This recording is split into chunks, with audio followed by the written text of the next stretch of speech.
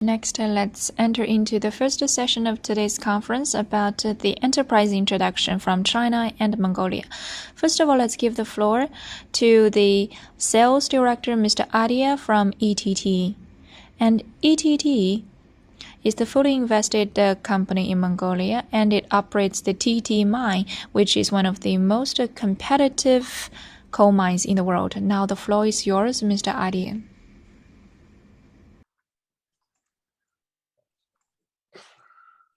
Good afternoon, everyone.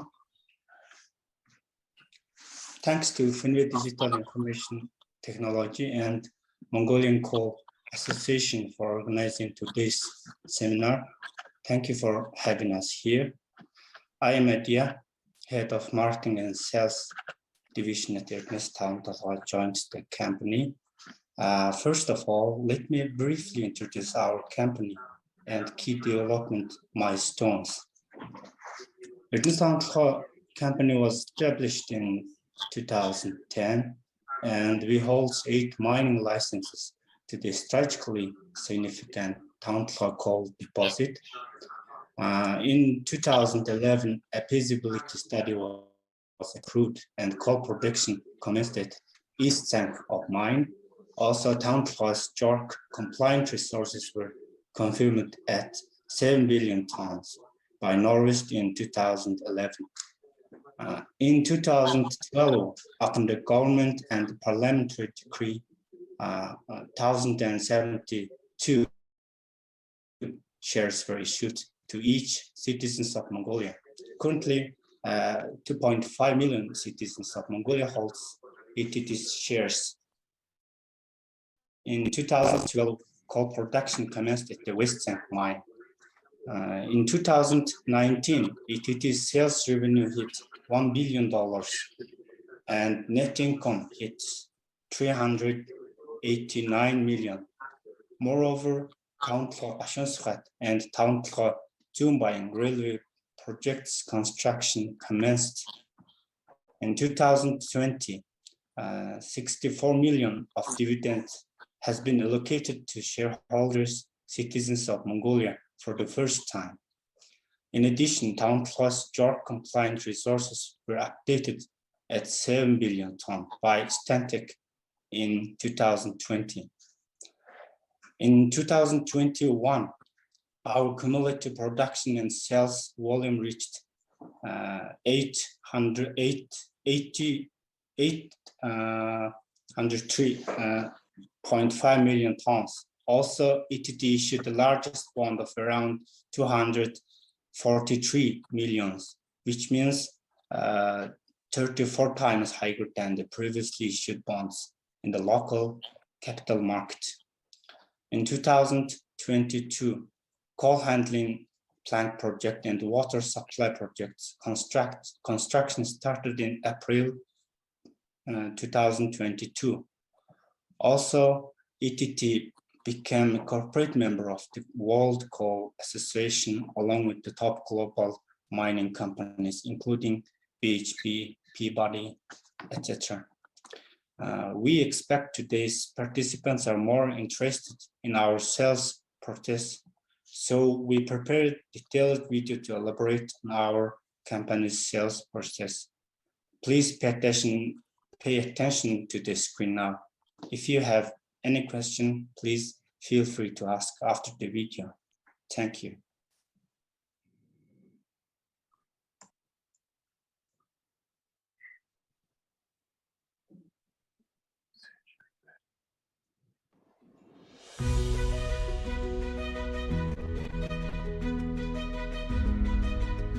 Sales process.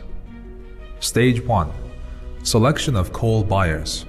Since 2017, Ernest Town JSC has been selling coals on open tender, with efforts to make the coal sales process transparent and allow buyers to compete at market prices. The selection process depends on the quality of the coal, classifying it as hard coking, semi-coking, and oxidized coal. After carefully investigating domestic and foreign market prices and calculating the lowest possible price of coal per ton, the company with the highest purchase price gets selected. The amount of coal, the monthly shipment, advanced payment, and deposit must all be specified within the purchasing process. The selection goes in accordance with the company's coal sales procedures. The coal sales procedures was updated and approved by the Chief Executive Officer in December 2020. The selection of coal buyers goes as follows. 1. Tender announcement drafted and approved by the executive management. 2. Tender announcement published on the Idinus Tauntatla JSC website. 3. Open applications from bidding companies. 4. The selection committee will evaluate the received materials and select contracting companies. 5. The selected companies will be notified of the contract. 6. The deposit payment notice is issued. 7. Coal purchase and sales agreement is signed with the participating company after deposit payment. Stage 2. Transportation route. Idinus Tauntatla JSC has been selling its coal on the FCA mine mouth terms. In 2021, the delivery condition was amended to the container transport terminal at Qashun-Sukhat port. Idinus Tauntatla JSC will be responsible for the transportation delivery to the container transport terminal, and the buyer will be responsible for the transportation costs beyond Qashun-Sukhat port. However, buyers with existing terms FCA mine mouth shall transport coal from the Tauntatla mine at their own expense through Tauntatla Tsaganghat Qashun-Sukhat Tauntatla Hangmandal Tauntatla Chud and exported by Qashun-Sukhat Zamingud and Hang ports. Idinus Tauntatla JSC is responsible for any tax costs incurred in Mongolia, while the buyer pays import duties, value-added tax, and other taxes and fees to the Chinese authorities. The buyers process the purchased coal at washing plants near Baingnor and Ubolanko, deliver it and supply it to end users at the ports of Bugat, Tianjin, Tiangshan, Xiaofeidian, and Jintang. The Tauntatla Qashun-Sukhat and Tauntatla Zungbang railways, and the Tauntatla Hang paved road and the Tauntatla Qashun-Sukhat parallel paved roads are under construction. Implementing these infrastructure projects will reduce transportation costs and allow coal to be delivered and sold at border crossings. Stage 3. The secondary market. The sales to secondary markets will be attainable with the construction of the railway and the coal processing plant project, including to places like Japan, Korea, India, Russia, China, and seaports.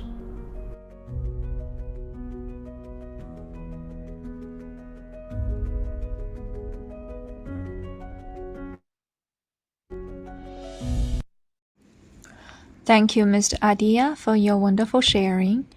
And next, let's move on to the next speaker, Mr. David Paul, president of Aspire Mining.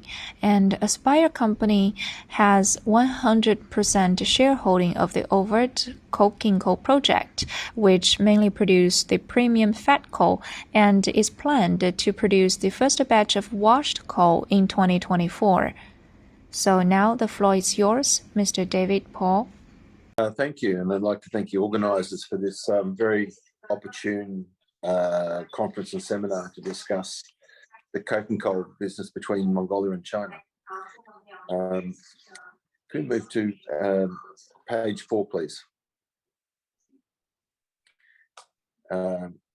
As was introduced, Aspire is 100% owns the overt coking coal project. It's a discovery that we made in the north of Mongolia several years ago.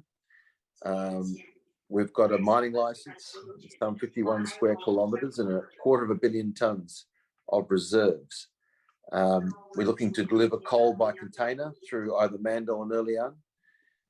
It's a very large deposit with a very long life.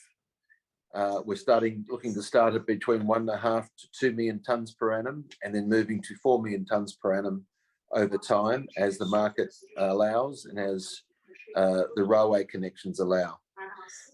Most importantly, we are looking to sell a washed fat coking coal at the point of sale.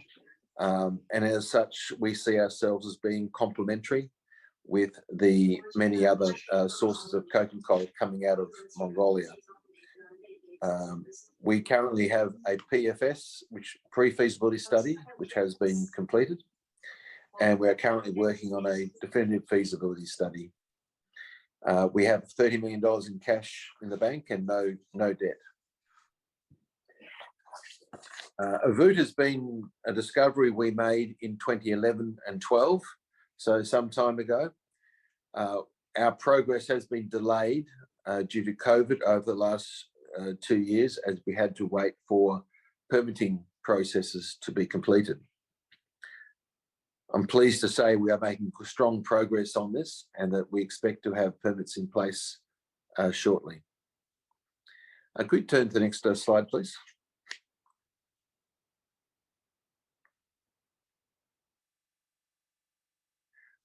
We are currently in the process of completing detailed road engineering, because important part of our project is to not only build a world-class wash plant to produce washed coking coal, but also to build a road to connect Avut to the current rail network, which ends to the city of Erdenet in northern Mongolia.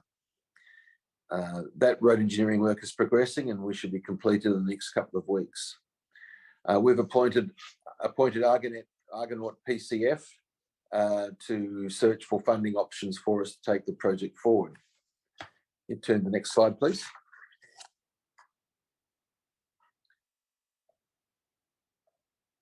We intend to mine the coal at Avut and wash it at Avut, and then transport it by truck some 560 kilometres from the mine site to Erdenet. And in that, we're looking to build a purpose-built road from which, at Erdenet, we're looking to move the coal a further 1,000 kilometres by rail to Erlian and Mandal in northern China.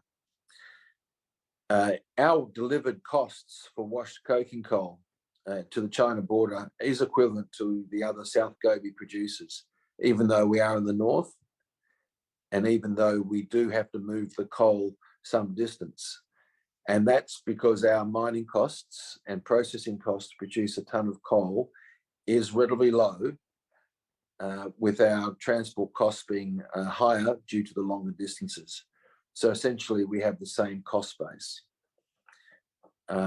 The project looks very strong mathematically. We have a net present value of around $880 million and internal rate of return of nearly 50%, which is very strong. These numbers are being confirmed currently in a definitive feasibility study. Obviously, mining coal at 1.5 to 2 million tonnes, and we have 250 million tonnes in total reserves, shows that we have a very long life in front of us. On the right-hand side, you can see some basic numbers, some summary numbers. Our what we call C1 cash costs are around the equivalent of $76 a tonne delivered to Chinese border. And that's before royalties and import duties. So as you can imagine, a very competitive number. We need to raise about $250 million US to fund the mine site infrastructure. And most of that, as you can see in that slide there on the right, is $165, which is in relation to the road. Can you turn to the next slide, please? One of the reasons why our mining costs, cost production are relatively low is because our yields are very high.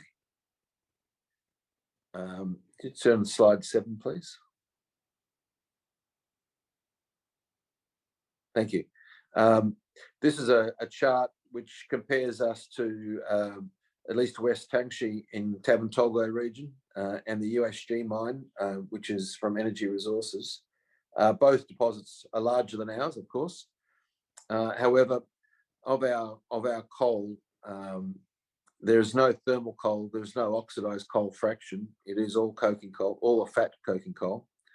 And our yields, and we've tested this over many years, continues to show is between 80 and 85% yield to a coking coal product. So what that means is that every tonne mined ends up in a high value product, and we're able to wash it to get to a standard export quality of 10% ash. On the next slide, please. So Avut is different to the other coals in the South Gobi region. It's a different age. It's what they call qualifies as a fat coking coal in the China market. It's a blending coal with very high caking and plastic properties. So this product will complement other hard and semi-soft coking coals sold from Mongolia. It has a rank of about 1.2, and dilatation and plastic properties are best in class. Can you turn to the next slide, please?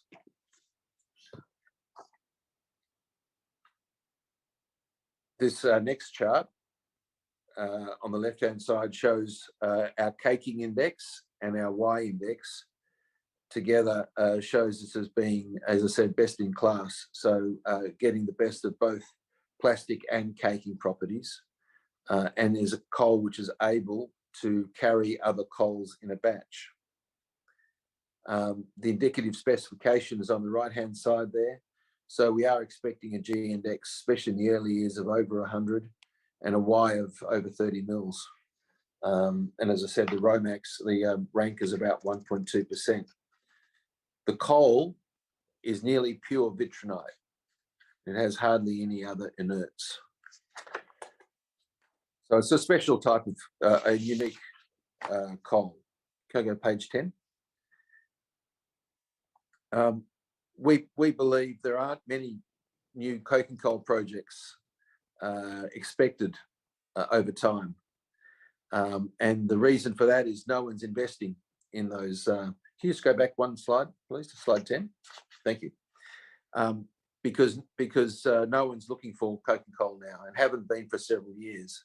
So that there are very few new coking coal project supply expected to come on. So we are one of the very few. We produce a high value and use fat blending coal. Obviously, the cost structures, the financials are very robust.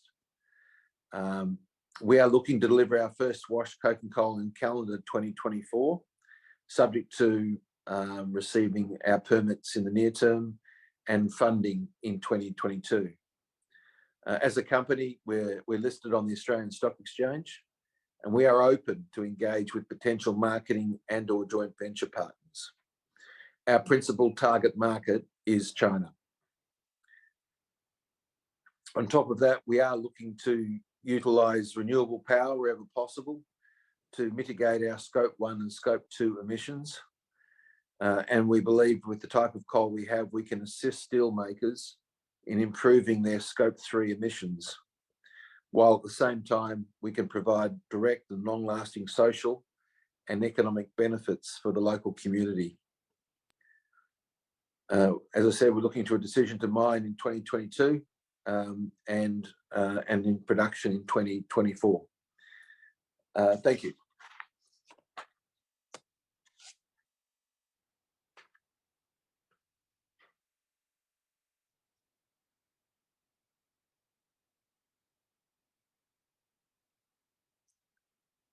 好的，谢谢 David 先生精彩演讲啊。下面有请到的是蒙古织金有限责任公司的贸易部副部长海伦女士为大家带来演讲。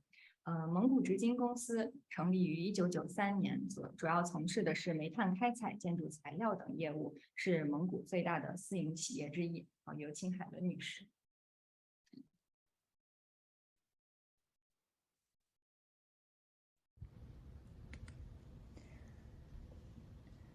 In the MAC company, Speaking of the mineral resources, we have the copper mines and some other mines. Also, as you can see in the slide, we are in the business of coal mining, construction businesses, and we are one of the newest companies right now in Mongolia. And also, as to the total number of employees, we have over 2,100 employees full-time, and the headquarters is in Ulaanbaatar. Now, let's look at some of our business segments. First of all, about the coal mine. The new Naring Suket exports to China, and the thermal coal export and coking coal are the main core businesses in our company. We are also the second largest coal exporter in Mongolia. We have the largest coal mine reserves. Speaking of the mining of copper, we rank number 3 in terms of copper mine, and this project has been having its way, and it is estimated to be completed in 2024 and 2025. Next, about the geological exploration and mining. About the Suket mine. This is an open pit mine. It's located in Gorvants of the Amgovy province. It's about 900 kilometers from Ulaanbaatar, and it's in South Gobi province, and it's very close to the Chinese border, the Tsuk port, and it's also very close to the Mongolia Shivikurin port. Starting from 2007, we start our exploration of thermal coal and coking coal. In 2017, we have a reserve of 480 million tons, and thermal coal accounts for 56%, and coking coal 44%. We have 730 employees. And speaking of the operating time, it's already 14 years. So we are very experienced, and we have our independent mining team. We endeavor to manage the businesses by ourselves. Next, about the Naring Suket mine. In terms of its capacity, right now we have 10 million tons of mining and processing capacity. And the coal washing plants have a capacity of 1 million tons. The FGX coal washing plant has a capacity of 2.2 million tons. This table on the slide is about the grades of our coking coal and washed coal.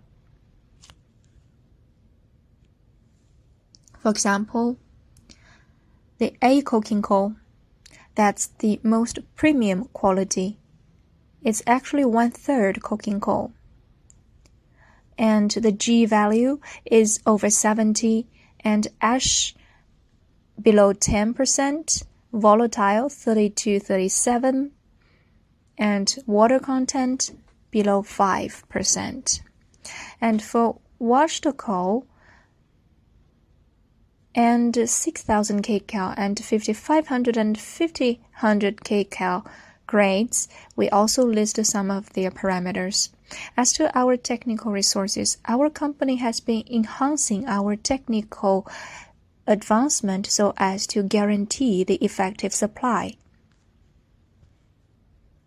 Next, about the export of Naring Suket mine.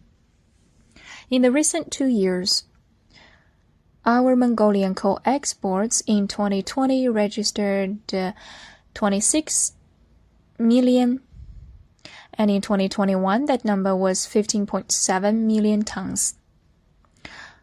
And as to the western port in Mongolia, in 2020, among the total coal export, 41% come from the western port, and later on that number was about 25%. So Because of that change, we have closed down some of those rankings in the export.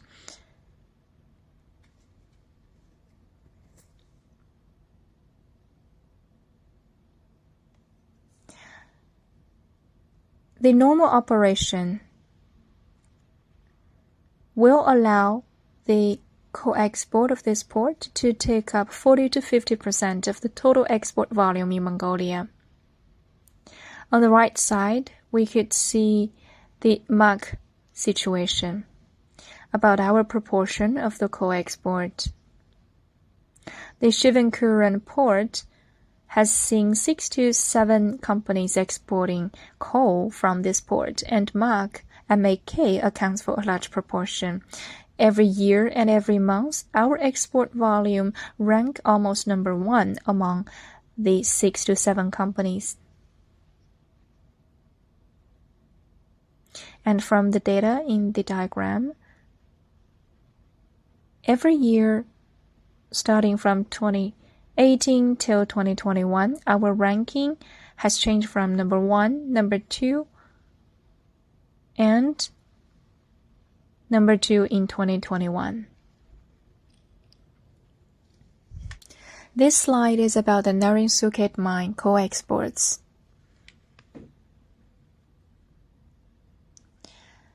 From the parameters of the coal exports, we mainly export 1/3 coking coal and thermal coal. For the 1/3 coking coal export in Mongolia, the Suvikirin port accounts for 80 to 90% of the total. So that's quite a big proportion. And among all those volume in Suvikirin port, MAK company accounts for 30 to 37%. And on the right side, that bar chart is about thermal coal export. In Suvikirin port, we have witnessed a large amount of thermal coal export, and MAK proportion is around 37 to 71%. That's quite a big contribution as well. So, judging from those data, Suvikirin port is one of the biggest export ports in Mongolia. It mainly exports 1/3 coking coal and thermal coal. Next, about the Narin-Suket mine coal export. To highlight some new projects here, we will have container transportation terminal and AGV transportation. Those two will add up the export volume of coal, and it can guarantee environmental protection and the health and safety of drivers and the staff. And it can also help to boost our new market. This slide is about the other coal mines. For example, Kut and Adentula mines. For Kut coal, it's located in the Dongavi province, and it produces sub-bituminous coal. The total rail line is about 115 kilometers. We can export from Ehrenhot to China.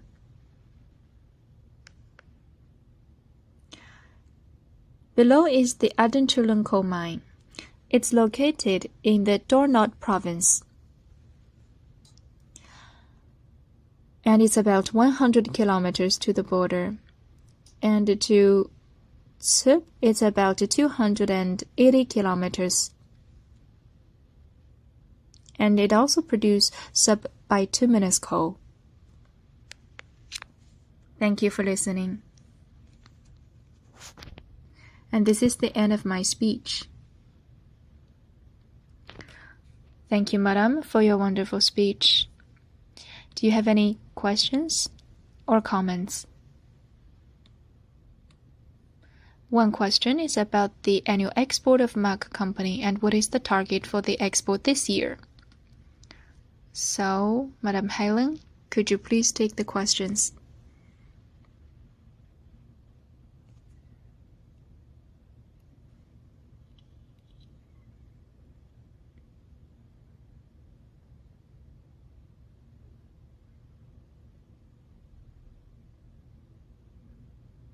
All right.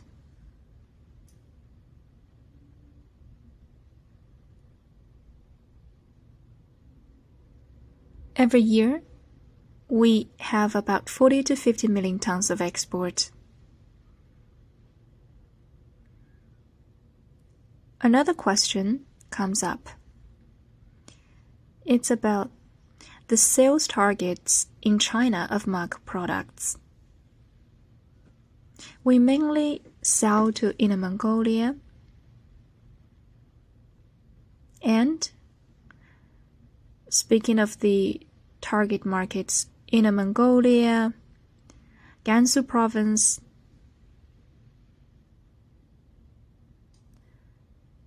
and, to some degree, Ningxia Autonomous Region. Those are our main markets. Okay, thank you.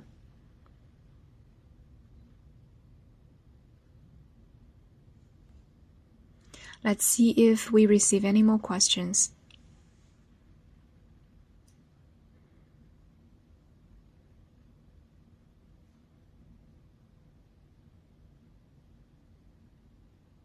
No? Okay, thank you. That's all the questions for Mrs. Kellyan. Now let's give the floor to the next speaker. From the Moenco LLC, Vice President Mrs. Ouyang.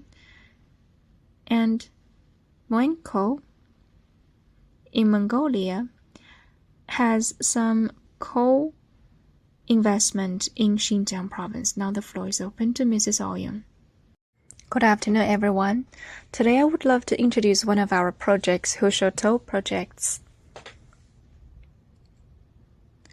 We are the fully invested subsidiary of MEC, a listed company in Hong Kong Stock Exchange. We were founded in 2007, and the Hushoto mine holds license and permits. We are able to explore and develop coal mines. And this coal mine is located in the western part of Mongolia. Especially, we are located in the Kobdo province, where a majority of the ethnicities reside. And this is a very big project.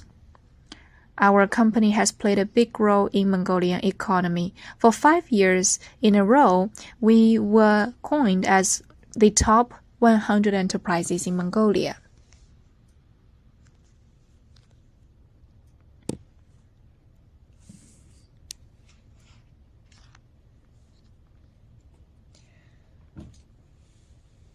Our company is located in Kobdo province, and this Hushoto coal mine is about 210 kilometers in the southeast of Kobdo province, and it's at the end of the Eltai mountain. Speaking of the location and the reserve, our prospective reserve stood at 167.6 million tons in 2021.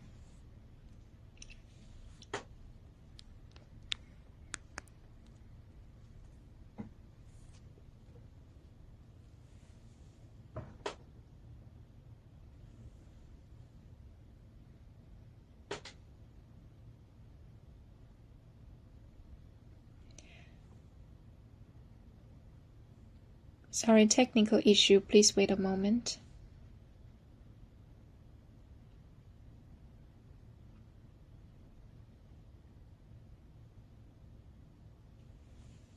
Can you see my screen right now?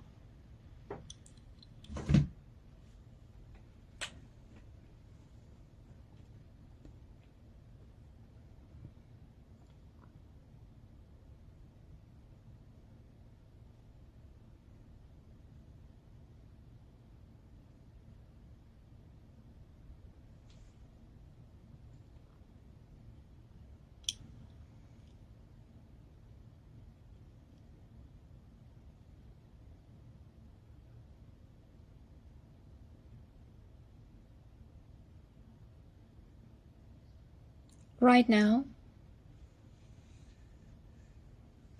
our Hushoto coal mine has produced some feasibility study reports. And every year we can export 3 million tons of coal per year. In the future, if we have smoothed away the customs clearance procedure, the export volume is expected to double. The winnowing and washing processes of coking coal would allow the coal to be sold to Xinjiang market in China.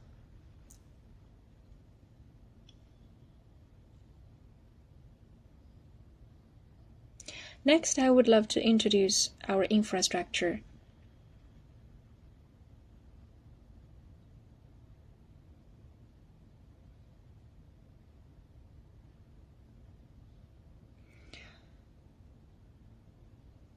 And from the coal mine, we have established about 17 culverts to connect the coal mine with the ports. So the total length is around 311 kilometers. That road was especially built for the export of coal from the Hushuto coal mine to the Chinese border, and it was put into use since 2011. And it allows the medium-sized vehicles to pass by. And this road also offers convenience for the locals. The transportation of the exported coal enables 26 transportation companies and a lot of truck drivers to perform their duties on this road. And to improve the effectiveness and efficiency of this project, in 2015, we have established some winnowing plants and washing plants.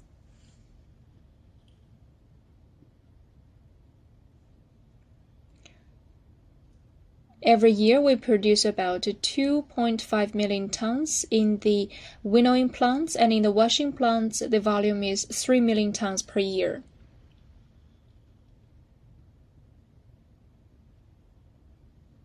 As to the washed coal, they belong to high quality. They belong to the number 15 coking coal with low ash contents, low sulfur, and low volatile, and a strong G value.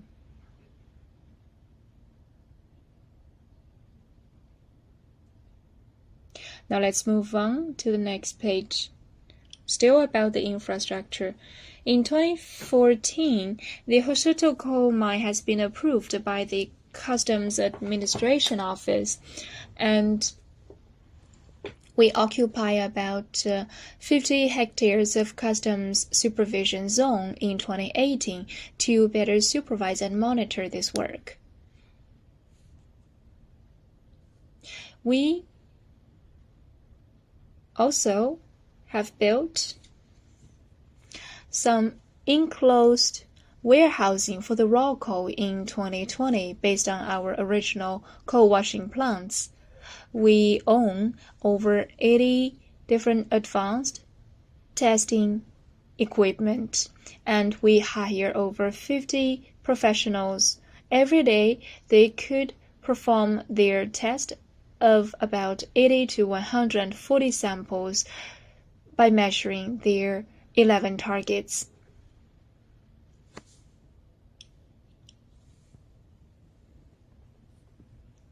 And we also execute the ISO, MNS, and GBT standards. In 2018, this testing lab has been approved by the MNS, ISO, and IEC 17025 2007 certification.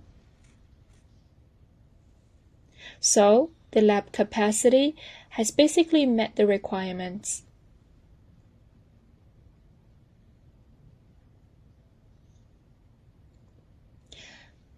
This slide is about the labor force of this project.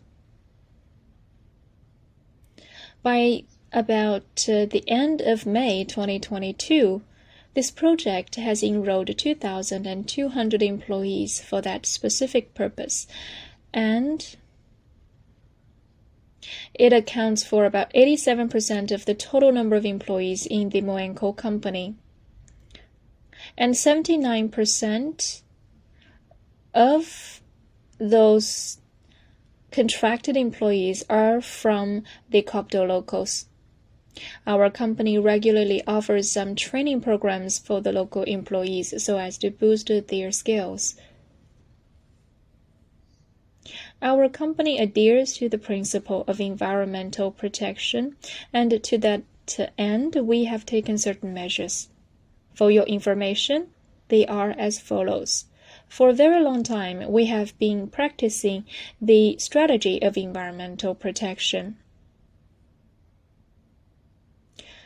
For example, the environmental restoration, and between 2014 to 2021, we have consumed 6.2 billion Mongolian dollars for the reclamation work, and every year the completion ratio of our environmental protection campaign was around 80 to 95%. In that time being, we have planted over 40,000 saplings.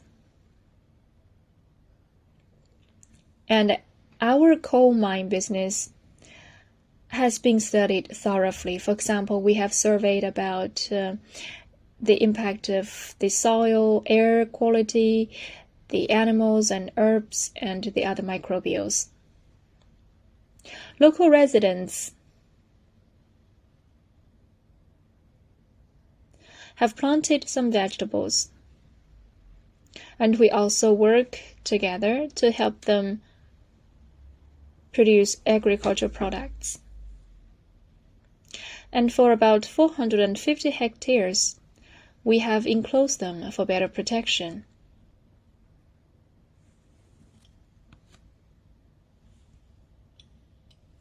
As to our social responsibility, we have done some actions with active contribution. For example, in Copto province, we have signed agreement with the provincial government since 2014. Every year, we strictly honor our social responsibilities according to the contracts. And for the exported coal,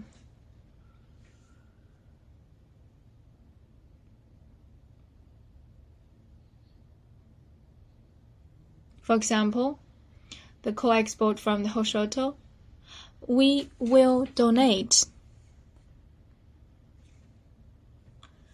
We have donated around 9.2 billion from 2014 to 2022 for social security programs locally.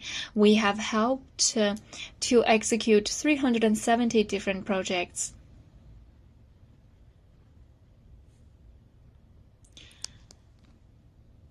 Along this coal mine, we helped 215 households to be orderly relocated.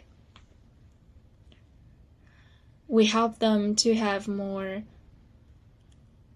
favorable habitats, and our company has established 16 different facilities with a total investment of over 10 billion.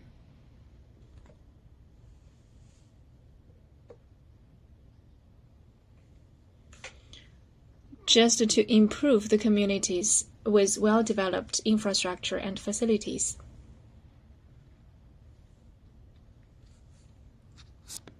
Thank you for your attention. And that's all for my introduction. If you have any questions, I would be happy to take them. Thank you, Madam Ouyang, for your wonderful speech. Now, let's see if our participants have any questions or comments to Madam Ouyang.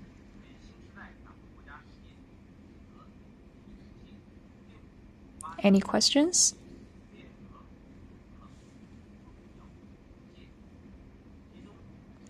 If there is no further questions to Madam Ouyang, now let's move on to the next speaker. And the next speaker will be Madame Tuya, the market analyst of Usuxus. Usuxus was founded in 2008, mainly in the business of geographical exploration, mining operation, and foreign trade. Hello, everyone. Okay, let me introduce myself. My name is Toya, and I represent the Usuxus company today. And let's start our presentation here. Okay, our company, we are leading international company that combines Mongolian engineering, ethic, experience, and skills with world-class technology to properly and responsibly extract and develop natural resources and make a real contribution to the development of Mongolia. As you can see, our company is 100% Mongolian investor that has been operating since the establishment of open pit coal mining. And you see our company has been established in 2008 in the field of geological exploration, mining operation planning, and foreign trade. In 2013, our company has obtained a mining license for open pit mining of the Hurishan coal deposit in the Nari-Suhat coal basin in Gorventis zone of Mongolia. And in 2014, the Hurishan coal mine was opened in cooperation with the National Mining Corporation. So, as you can see, our general structure of company is the board of directors, executive director, and internal control, etc. Let's pass to the next page. Yes, and our founder, chairman is Mr. Chimbat, and he has been graduated in Russian universities. And in the further information, like work experience, awards, achievements, you can see in the presentation. So I'll just pass this page. And yes, and our company, okay, wait a second. Okay, our company is based on, yes, you can see based on the data from the Ministry of Finance and the General Department of Custom and Taxation and the National Statistics of Office in the Social Insurance Premium Agency, our company has selected as one of the top 100 companies in Mongolia. As you can see, since 2015, our company is ranked in 66th, and in 2020, we are ranked in the 36th. As you can see, our rank has been increased gradually year by year. And you see the 5 most important indicators of the top 100 enterprises are the company's annual income, taxes paid to the state budget, the number of employees who have paid social insurance, and profit in assets. Okay, and our reserve, as you can see, the Ministry of Mining and the Department of Mineral Resources received 42 million tons of reserves from the licensed area as approved by the Mineral Professional Council. Yeah, and you can see in the past, the company conducted exploration with its own funds, determined the remaining reserves at 75 million tons, and it has been approved as well. So let's pass to the next page. Okay, in the past 8 years, our company, as you see, COVID-19 epidemics in the world, the situation is pretty bad, but you can see our company has still managed to export 3 million tons of coal as in previous years. In past 8 years, our company has totally mined rock mass is 96 million tons, cubic meters, and we have mined total 17 million tons of coals past 8 years, and the coal export is almost 17 million tons, and our sales net worth is $500 million, and our tax payments $66 million. Okay, and the location is in the Almengov province of Mongolia and its equivalent system.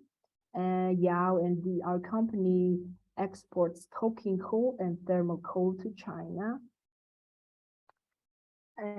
Okay, in this page you can see since 2014 to 2021, Mongolia has exported 209 million tons of coals, and our company, Usksos, has been exported total 16 million tons of coals. As you can see, in 2018, 19, and 20, our company has exported around 3 million per year. And as you can see, due to the epidemic, everyone knows, I think, COVID-19, the operation of the Chinese border has been gradually banned. As a result, Mongolia's total coal exports in 2021 were decreased 56%. That means Mongolian export has completed 44%. Okay. And about our project, Hurinshan project, our mining area is 350 hectares, and our company's target is exporting 3 million tons per year, and our project durations has been 8 years, and operate according to the environmentally safe management in terms of ecology protection and keeping the lowest level of emission. Okay, and the other information, in addition to water, heat, energy, and fire safety infrastructure, the project's facilities in the,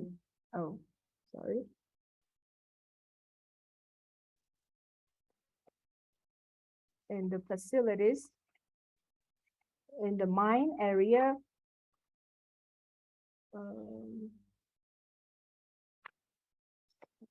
sorry for the inconvenience. And the mine area will include health services, meetings, and sport events. The organization, landscaping, and households needs were fully met, and greenery, roads, lighting, and outer environment were created. And you can also see the campus picture down here, in addition to a complex camping facility with the capacity of total 480 people in the area size of 4,737 square meter, and etc. Let's take a look. And we also have maintenance and service center.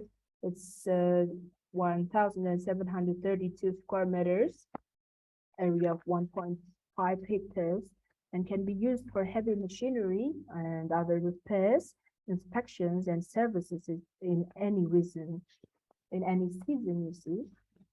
There is an office with an area of 270 square meters, 4 units with a capacity of 200 tons.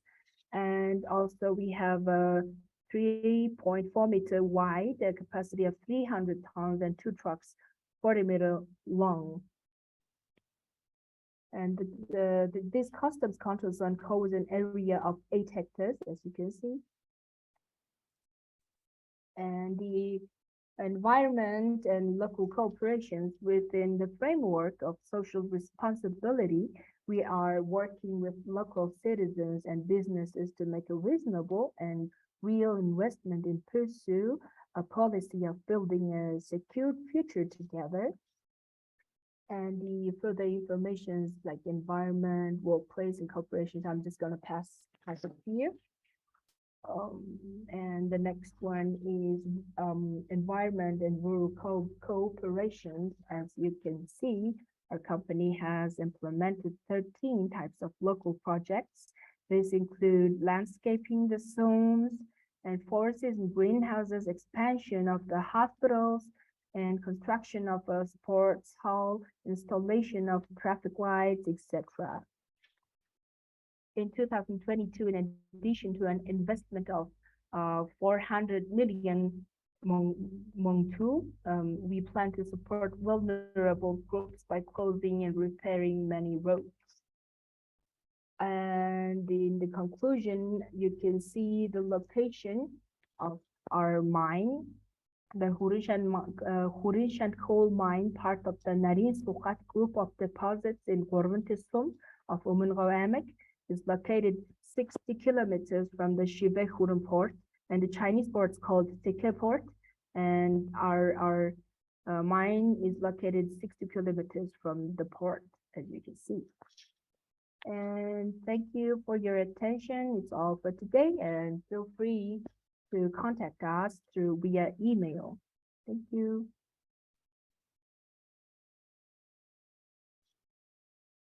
谢谢涂鸦女士的精彩演讲。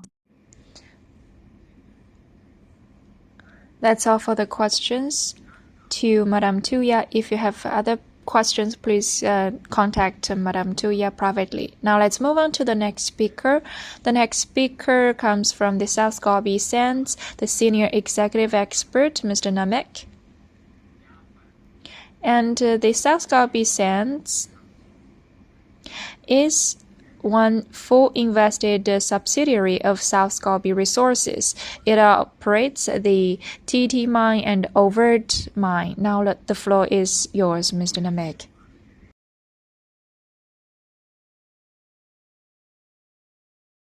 Good afternoon. So thank you for inviting me to give this. Thank you for giving me this opportunity and for inviting to participate in the conference. So I'm happy to introduce my company. So South Gobi Sands is a subsidiary of the South Gobi Resources company, which is a Canadian registered company in Toronto. So the company is registered with the Toronto Stock Exchange and also Hong Kong Stock Exchange. The main shareholders are the two Chinese companies. One is the state-owned company, and another one is a private company. So we have offices in Toronto and Hong Kong, Phuket, and Sike. We have two subsidiaries in Sike border stations. So they are responsible for the sales and transportation of the coal. So we value accountability, respect, teamwork, and integrity. We would like to be a responsible partner for our customers. So we would like to supply the good quality coals to every buyers.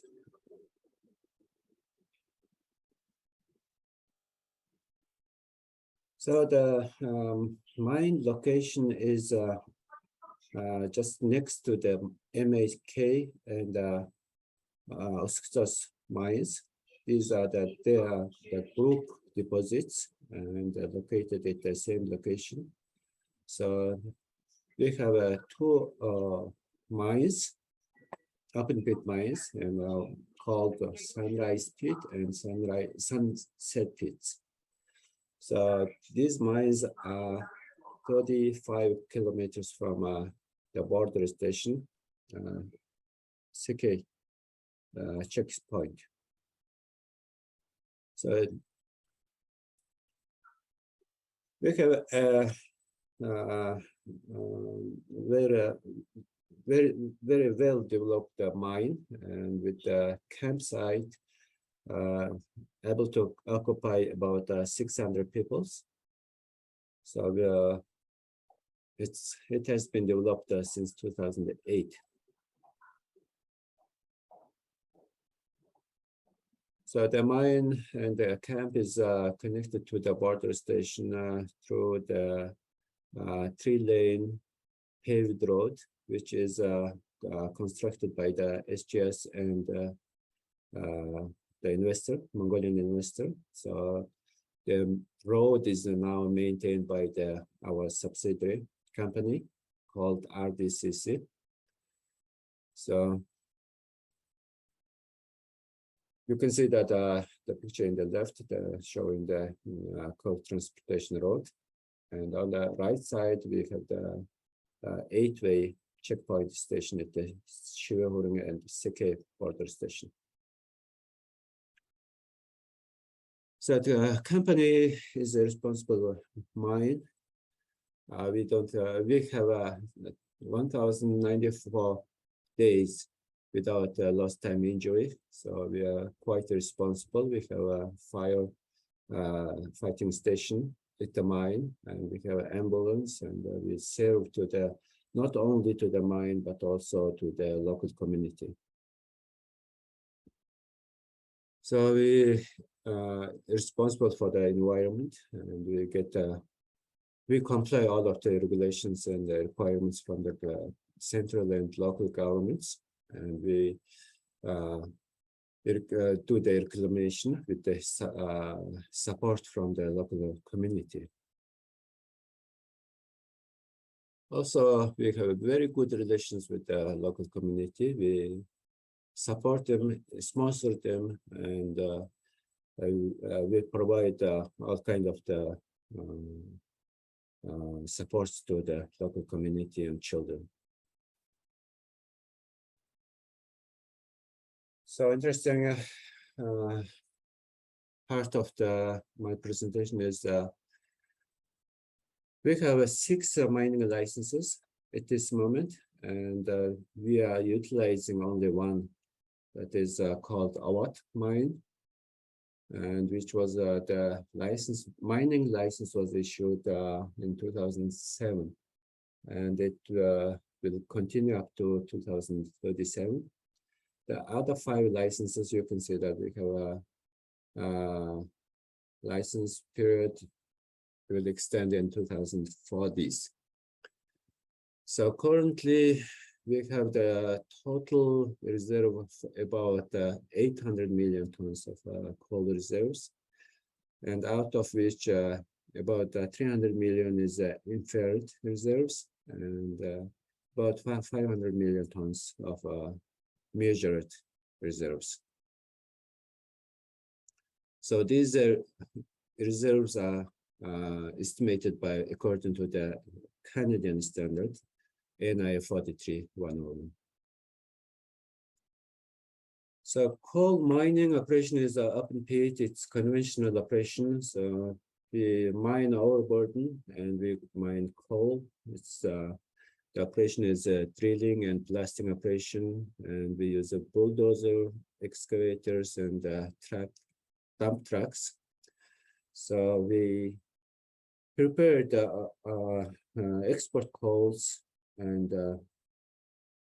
it's ready. We put in the overburden area, so it's ready to be loaded to the export trucks. So we don't allow the export trucks enter to the mine, so it's loaded in the separate areas. So the average loading time of the export trucks is very low. It's less than 10 minutes. So if there is no problem at the border stations, the trucks can travel about in 2 or 3 hours in a full cycle. So that's our advantage. So far, since 2008, when the mining started operation, we have mined about 38 million tons of coal, and we mined about 133 million tons of cubic meters of overburden. So far, we exported 34 million tons of coal. So we have a coal washing plant, which was commissioned in 2018, and now we are doing the maintenance and also doing the expansion to convert it to the coal beneficiation plant. We expecting the extension will be commissioned in August this year.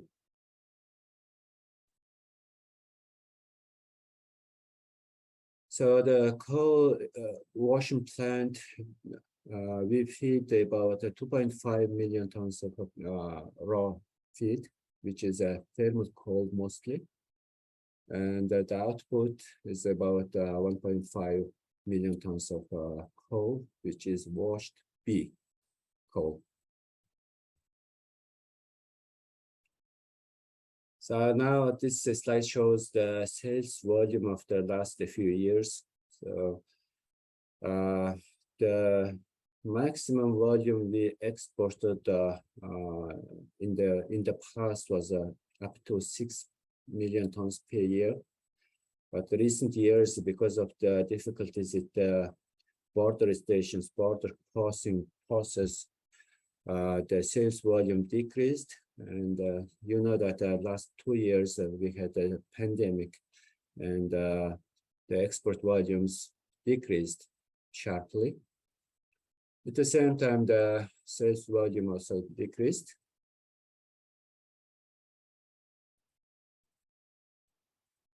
So even though the sales volume and export volume were decreasing, we were paying higher taxes every year. You can see that in the left side, the amount of taxes we paid was increased. In the total of 470 billion Togruks, Mongolian Togruks was paid to the local and central government. In 2021, sales revenue was about 100 million Togruks. 100 billion Togruks. And we so far exported 940,000 tons only in last year. We're expecting this sales volume will increase from this year. We paid about 73 billion Mongolian Togruks to the government, and same as the MAK and Hosksaus, we were selected one of the top 100 companies in 2021.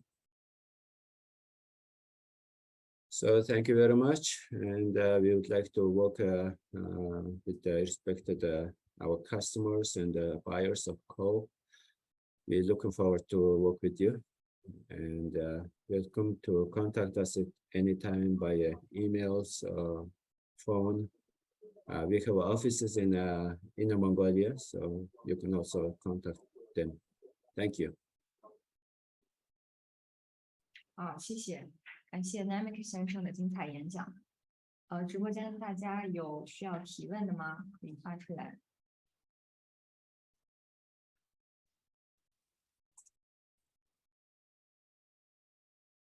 如果有问题，可以在评论区发一下。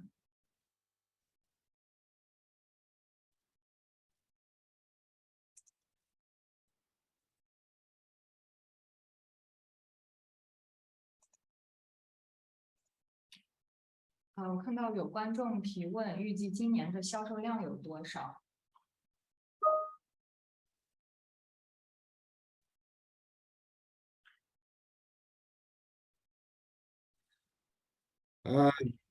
？The border just opened at the end of May, so it's just starting now. So we cannot give you the exact number at this moment. So it's just starting.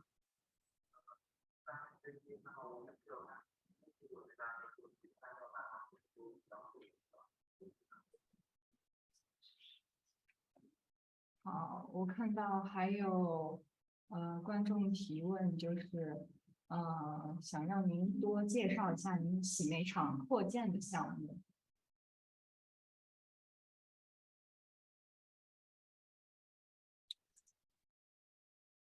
Okay. The current coal washing plant, we use only gravitation method. So we separate the ashes and the stones and just improve the quality of the coal. And current process has some disadvantages, losing some fine, good quality coals. So we would like to increase the recovery of the fine coals. So we're introducing the flotation process. So hopefully we'll install those equipment and commission that plant in this year.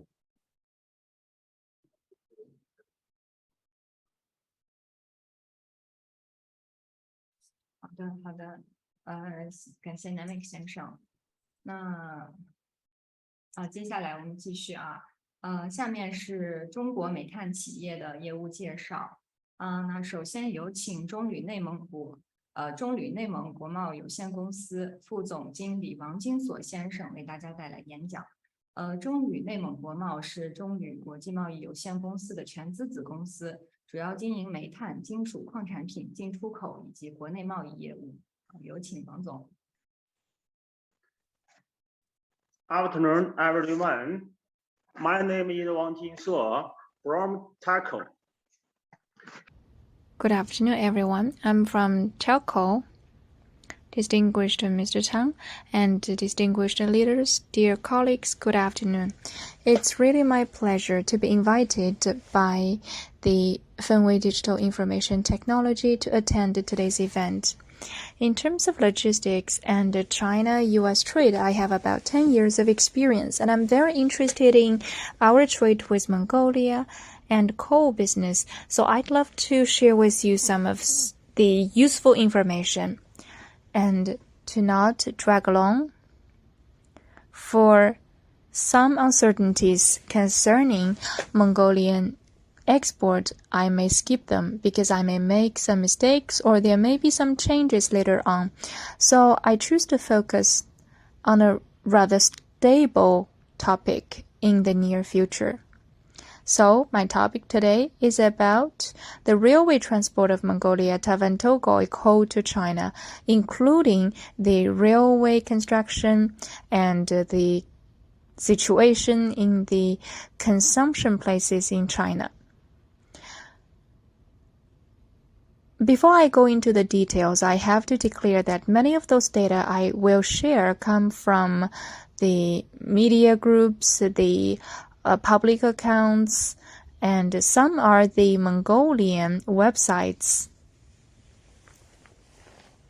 Because those data involve some projects, not very many of those data are public information, so please pay special attention to those data. Now let's go to this topic. There are three parts of my speech. First of all, about my company, and second, the Mongolian railway transport status quo and the railway transport distance to the major consumption places in China. Chalco was founded in 2011 with 50 million RMB yuan of registered capital. It's a wholly owned subsidiary of Chalco Trading Group and the main marketing and trade arm of Chalco Group. At present, it is responsible for executing the long-term exclusive sales contract of coal from the eastern part of Mongolia TT coal mine signed between Chalco Trading Group and Mongolian state-owned ETT. In the past 1 decade, we have a cumulative import of 24 million tons. From 2011 till now, cumulatively from Genchimoto port, the total import was around 13 million tons, and that's about 18% of the total. To further extend our sales and improve our production chain, we are now applying for a license for coal export. There are only 5 peers in China that have owned this license right now. In Hebei, Tangshan, Shanxi, Xiaoyi, we have established some delivery warehouses for coking coal and coke so as to further extend our industrial chain. And we are able to produce the so-called Chalco #1 coking coal. It has a premium quality with low sulfur content, high G value, and it is very well received in the coking coal business.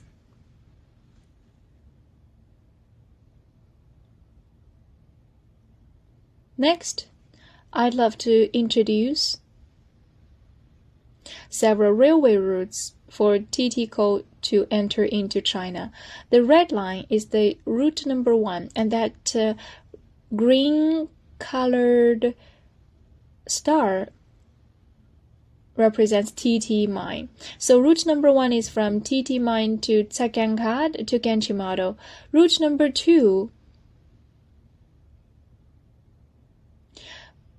spans from TT mine to cross by Zumbayan and Saingshangda, Zaminwood, and Ehrenhot. Route number 3 goes from TT mine to Zumbayan and Hangzhi, still under construction, and Mandula. Now let's go through them one by one. For the distance between TT mine to Genchimodo, it passes through Tsagankad after 250 kilometers of distance from TT mine, and after that there is another 30 kilometers of distance to arrive at the Sino-Mongolia border. And then there are about 5 kilometers of distance to arrive at the transfer station. And those data are very accurate. The total length of this line is 238.5 kilometers. And the second column is about some main structure. As to the transportation volume, every year it's able to accommodate 30 million tons. As to investment, the total investment is around $810.3 million US. For the locomotives and wagons, they cost for about 250 million US dollars. So in total, the investment amounts to 1.03 billion US dollars. The project started from September 2020, and by July 2022, this project is estimated to be ended. Of course, that's only a rough estimate, but because of the pandemic, there are a lot of uncertainties. So this project is approaching the end right now, according to the estimate. Now let's calculate the transport capacity. For the follow-up projects from Tsagankad to Genchimodo and from Genchimodo to transshipment station, the rail connection point and the rail change station have decided, but no construction has started. Shenhua is the leading party of this project in China, and this project is still under approval. So in the short term, there will not be effective transportation capacity from this route, because even though this railway has an annual capacity of 30 million tons, even if everything goes on smoothly and it is put into operation, it mainly centers on the transportation within the Mongolian borders. Just now, listeners questioned about the high cost of the transportation, and the biggest bottleneck is about cross-border transportation. For example, the 25 kilometers from Tsagankad to Genchimodo, the cost of this transportation is 800. That's really the pain in the ass. Even though the railway is completed, it only solves a portion of this problem, and now it costs for about 80 to 100 RMB yuan for the freight using double trailers. So, right now, I am not very optimistic about the transport capacity. Now let's talk about the railway to enter into Chinese border through Ehrenhot. It's 400 kilometers from TT mine to Zumbayan and 20 kilometers to Saingshangd and 185 kilometers to Zaminwood and 15 kilometers more to arrive at Ehrenhot. This railway is already put into operation, and this table includes a lot of its data. The yearly capacity is around 15 million tons per year. And the total investment is the same, $1 billion US, and it started since April 2019, and it's supposed to be ended in March 2022. So it's already in operation right now.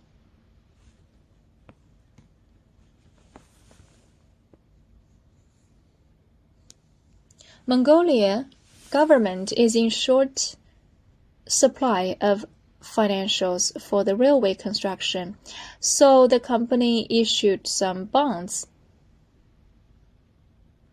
and the real operation of the railway will offset the financing cost. Now let's calculate the transport capacity. Transport capacity depends on the capacity from TT Mine to Zunbayan and Zunbayan to Ehrenhot,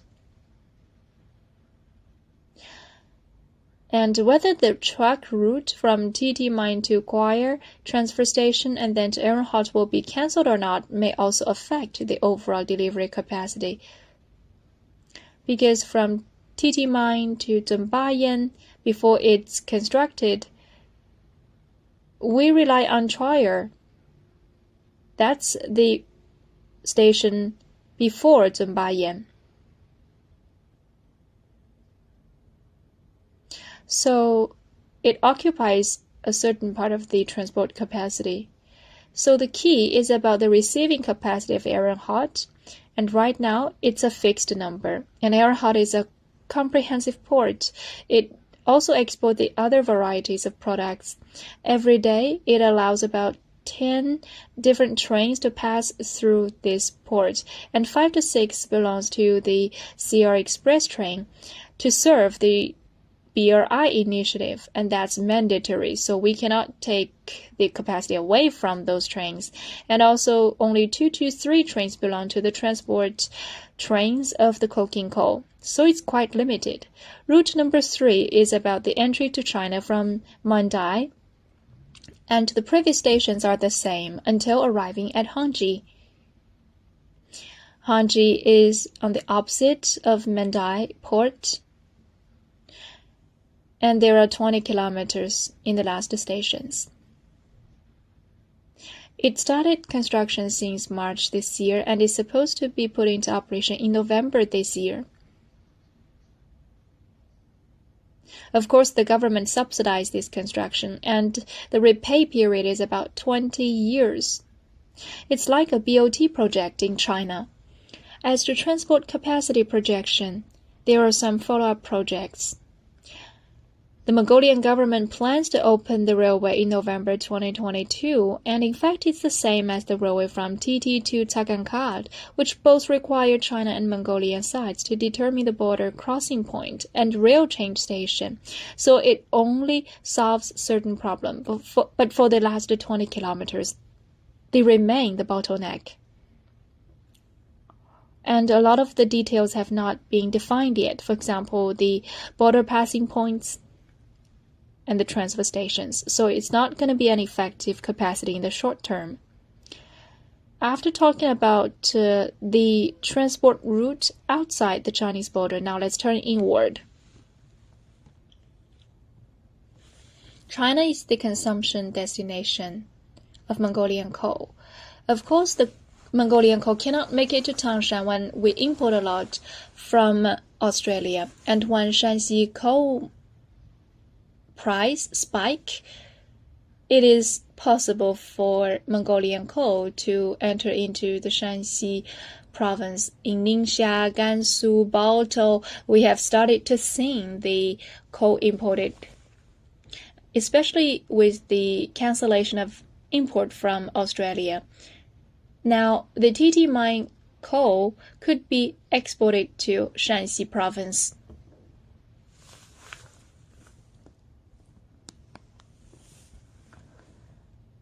From TT Mine to Baotou, there are some steel makers in Baotou. There are several routes. First one is through Genchi-Modo to arrive at Tagankad and Genchi-Modo. It's 270 kilometers in Mongolia. And then it arrives at Jinquan South. It belongs to Shenhua Railway Line.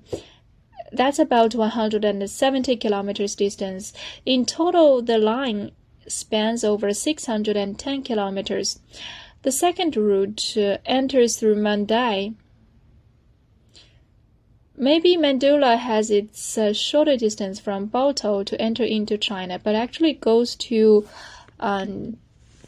Zimbayan, and it's about 715 kilometers in Mongolia. And in China, it's closer to Genchi-Modo. In total, that makes the route number 2 to last for 900 kilometers. Route number 3 enters through Ehrenhot. It then goes to Zimbayan and Zemin-Ud, and it's 600 kilometers in Mongolia, and in China it's 780 kilometers, making the total 1,400 kilometers. So comparatively, the entry through Ehrenhot is not a favorable choice for the places in the west of Baotou City. Now, the second destination is to enter through Shaheyi in Hebei province. The previous 3 routes are the same.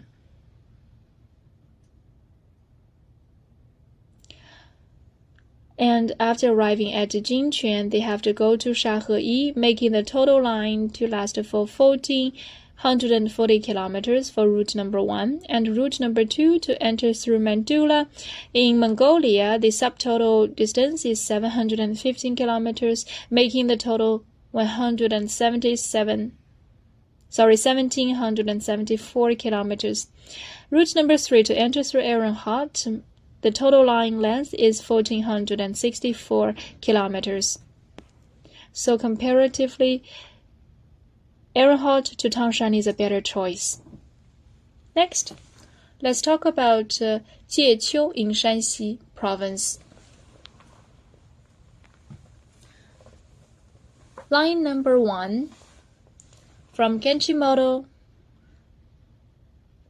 to the destination, it's 1,300 kilometers in China alone, so that makes the total line length a lot bigger. And route number 2 has a total length of 1,900 kilometers, and the Ehrenhot route has a total length of 1,500 kilometers. So Ehrenhot is having the comparative edge. In conclusion, for the 3 destinations of consumption, there are some differences. Of course, sometimes they are non-comparable. For example, we will not consider the customers in the western part of Bangyana, because most people would choose Genchi-Modo. In Wuhai and Ningxia, Gansu, the best choice is through Genchi-Modo, unless for some special requirements, for example, the volume cleared by the customs. Secondly, from TT Mine to Baotou in Mongolia, the total distance from short to long is Genchi-Modo, Mandula, and Ehrenhot. The transport distance through Ehrenhot is long, both in China and Mongolia, so this route is thought to have no cost advantage. If going through Baotou, it takes a very long time. As to Genchi-Modo, the distance through Genchi-Modo is short in Mongolia and long in China, while the distance through Mandai is long in Mongolia but short in China. So we have to strike a balance. And we also have to consider the transportation cost fluctuation in China and in Mongolia. So sometimes those routes may be replaceable. We are unable to find the best scenario. And if we compare with Shaheyi, the total distance from short to long is Ehrenhot, Genchi-Modo, and Mandula. Entry through Mandula has long transport distance in Mongolia and also no obvious advantage in China. Entry through Genchi-Modo has short distance in Mongolia but long distance in China, while entry through Ehrenhot has long distance in Mongolia but short distance in China. So those two are alternatives. Most of those going through Ehrenhot will go to Hebei destination. As to TT Mine to Jieqiu, total distance from short to long is Genchi-Modo, Ehrenhot, and Mandula. Entry through Mandai has long distance in Mongolia and no obvious advantage in China. Entry through Genchi-Modo has short distance outside China but long distance in China, while Ehrenhot is the opposite. So those two routes are alternatives. In summary, the railway entry into Chinese border, Genchi-Modo is valued if we consider the total capacity, and Genchi-Modo is really irreplaceable. As to Earhart, Hebei, they enjoy some cost advantage. Mandai has certain advantage as well. But mainly it targets at Baogang. And that's all for my report. Thank you for listening. Thank you, Mr. Wang, for your wonderful sharing. Do you have any questions? Please feel free to leave your questions in the comments. I see there are several questions. Could you please detailize about the bottlenecks of entry into the Chinese border? And from Titimai to Genchimoto, could you please comment more? For example, is it possible to open it in July? I don't have a lot of open information, but mostly we see the time of July. For example, the trial train might be able to be put into operation since July. But for them to really deliver some effective capacity, I don't think it's possible. If you ask me about the bottlenecks to be cleared in the customs office, we've been discussing about this issue for years, and it's hard to say. First of all, pandemic. Second,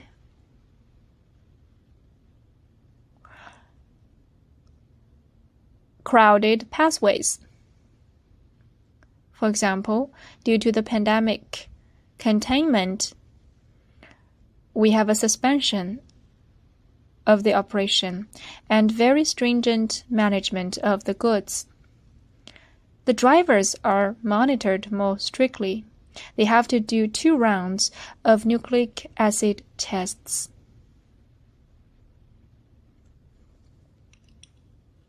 And there are a lot of transported resources coming through the borders, so there is a high invisible cost. People are trying to strive for this transportation route for their own resource export. So all of those factors might impact the import volume.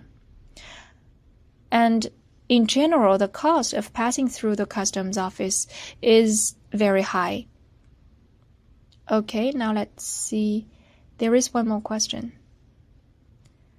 Is there any fluctuation about the transportation charge through Genchimoto?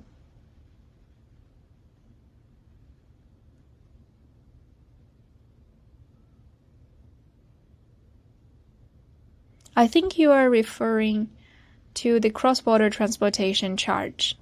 Of course, it's fluctuating from 300 to 400 to 2,000 at its peak time. And I've talked about the reasons just now. And it's also pegged to the price of coking coal in the Chinese market. Last question, Mr. Wang. For the daily throughput through Genchimoto Port, could you give us your forecast for this year? This year, we are all under a downward pressure. Right now, the local governments have the willingness very strongly to clear those goods and exports. Within 1 week's time, if there is no positive case, they can add 30 trains and gradually making the number of trains for the export to be 500 to 600. At its utmost, almost 500 trains are operated. But recently, the number has declined to 300 trains. As to the near future, judging by our national economic policies and the local government willingness, I am optimistic about the gradual increase of the trains. But as to the detailed number this year, if it is possible to realize 500 to 600 trains, then per day we could transport like 70 to 80,000 tons. That makes the monthly number to 2 million tons. But of course, it's very hard to resume our previous momentum before the pandemic. In the interest of time, we will cut it short. And that's all for Mr. Wang. Invite Madam Feng Qing from Guangxi Shuangshou Energy Technology. And speaking of Guangxi Shuangshou, it's in Fangchenggang City, and it's in the business of the selection, washing, and the coal processing businesses. Now, welcome, Madam Feng.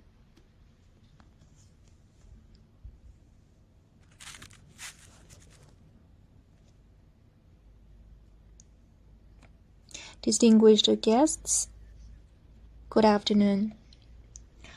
I am Feng Qing from Guangxi Shuangshou Energy Technology Company. It's really my pleasure to be part of this discussion, and I'm honored to be a speaker here. Now, I would love to give you a brief introduction of my company. We were founded in 2012. We were located in Fangchenggang City of Guangxi Zhuang Autonomous Region. Our main business segments include the washing, processing, R&D, import and export of coal. As the biggest independent coal washing plant, we rely on our geographical location and combine the fine coal resources from China and abroad. We can offer stable, high quality, and cost-effective coal products both in the upstream and downstream. I have prepared a short video so that you could have a direct understanding of our company.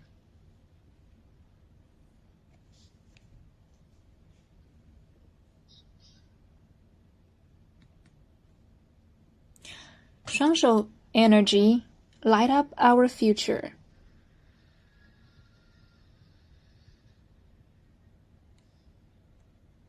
New energy, new set sail. Our ecology strategy. Green is gold. Innovation empowers and green pioneers. Shuangshou Energy Technology practices the ecological development strategy in our industrial technology process. For years, we have been creating clean coal processing industry. We are a professional coal production, sales, and washing private company. For years, we've been selected as the top 100 enterprises in Guangxi province, and we have won a lot of awards like the Innovative Development Enterprise. Our location and market strength. In the coastal area, we enjoy a good and premium location. Fangchenggang is the only Chinese city to share the overland and the ocean area with ASEAN countries. We can open our doors to ASEAN. Our company is located in the Southwest Industrial Park of Fangchenggang. It's about 20 kilometers distance to the Fangchenggang port, so that distance is our advantage.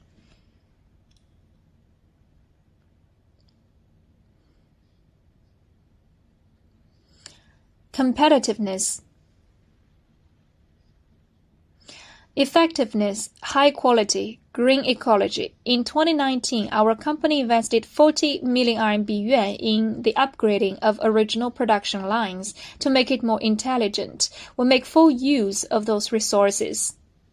With the empowerment of science and research, we emerge again. In cleaning and coal processing, we are exploring some innovative ways. We improve the quality of our products. In 2018, we invested 5 million RMB to establish the R&D Center of coking coal. Meanwhile, with Guangxi University, Fenwei think tank, counseling firm, and some other universities, we started our comprehensive strategic cooperation so as to develop the coking coal big data system, and we create an industrial and supply chain for the coking coal. So technology outcomes are taking shape. We also practice sustainable development.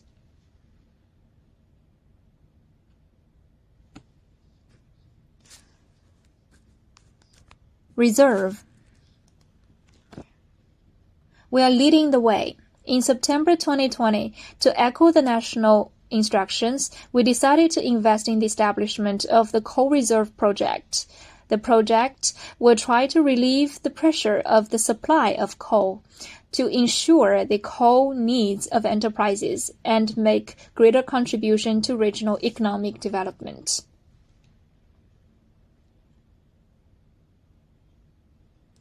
Our coal transport vehicles will have to be weighed first before entering into our company. And then they start unloading, and then the forklift will push the coal down, and then the coal will be transported through the belt to be selected and washed. So the coal has trespassed the airway and the shelves before falling onto the ground. And that's the whole process of warehousing the coal and storing the coal.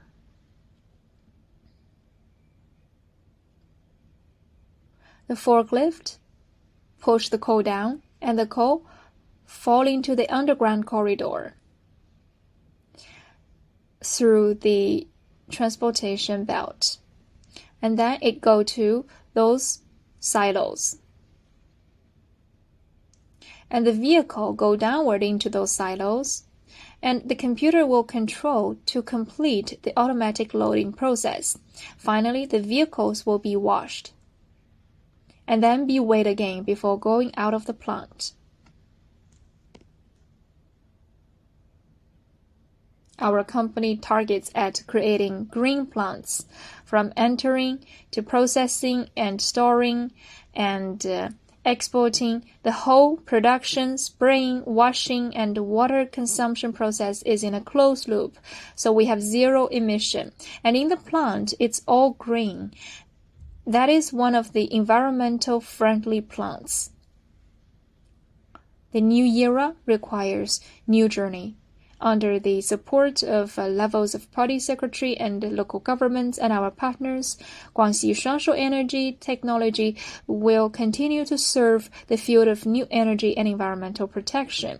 Innovation will drive our technology development to pursue high-quality growth, and we will embrace a new chapter of leapfrogging development.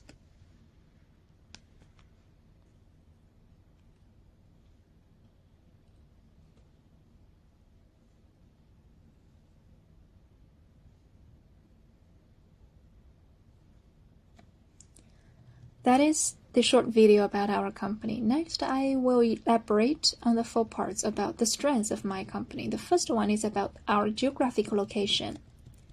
The reason we locate ourselves in Fangchenggang city of Guangxi, that's because of its unique location. It opens to the Pearl River Delta and the southwestern region of China and ASEAN countries. It also has the biggest port, deep water port in the west of China, and also it has a lot of transportation connections like the road and the highways. If you look at this map, you could see where we are. We are 20 kilometers distance to the port and 1 kilometer distance to the commodities transportation railway station, and we are less than 15 kilometers distance to the bases of Guanggang and Jingang. And that covers about 20 million tons of metallurgical coal demand. Technology upgrade.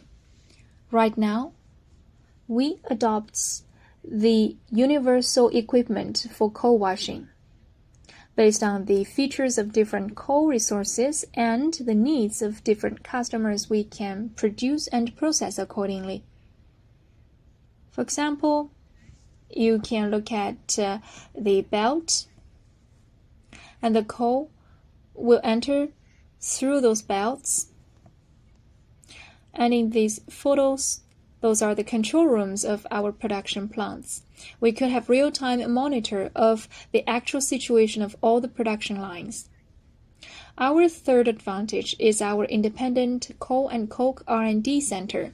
We have a complete set of CMA benchmarked testing equipment. For example, we can check the G value, the reflection ratio, the small ovens, and the 40 kilograms of small ovens especially. So those CMA benchmarked equipment added by the coal resources we collected from around the world. We could have stable coal. And in the R&D of coal and coke, we have a big room of maneuver. The fourth advantage is about our loading and enclosed storage system.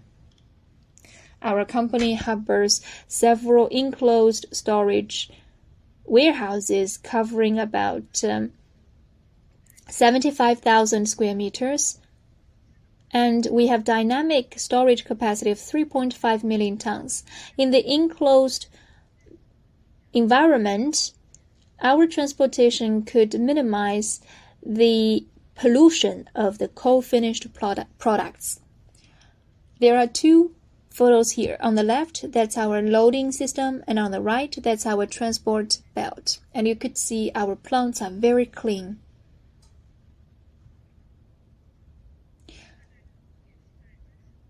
And the dropping point is about 35 meters down.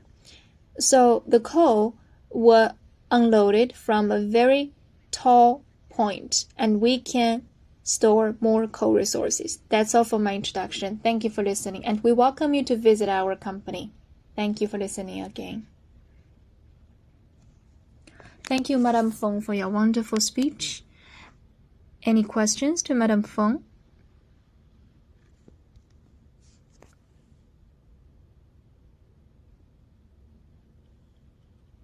If no, now, I declare this is the end of the first session of this conference, and next we will enter into the second session about the prospect of coking coal market. Association, Mr. Zolia, to brief us about the prospect of Mongolian coal export, and the association was founded in 1998, and it serves all the member enterprises as an NGO. Now, welcome, Mr. Zolia.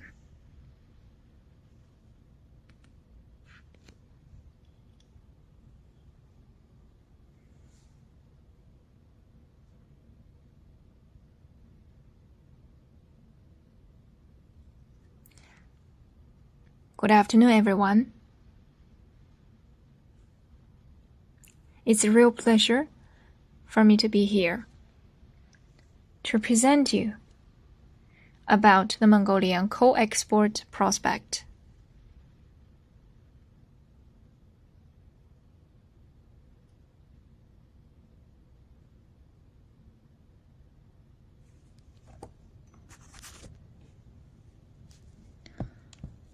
And because of the pandemic, it has been very influential over both China and Mongolia.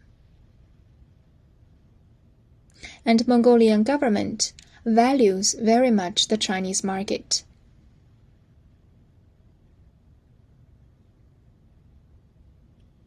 We have taken a lot of measures to respond to the current situation.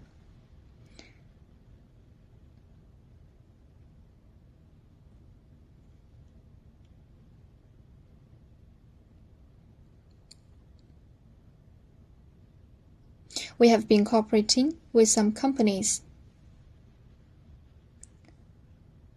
Many of our partners are from the export and import businesses.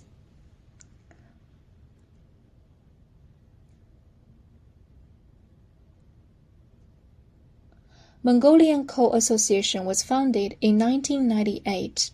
As an NGO, we serve our member enterprises. Our board of directors is composed of the directors from the big-sized coal enterprises in Mongolia, which have supported the business of coal, especially in the power generation sector in Mongolia. And those members export the coking coal resources.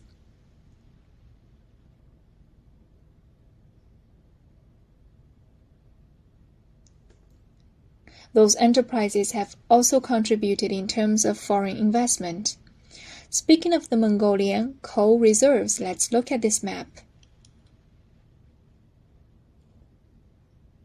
And you could realize that we have huge reserves of coal. As is shown in the map, our geological resources stand at 173.5 billion tons. The proven reserves are about 33.27 billion tons. And among that number, anthracite take up 2.25%.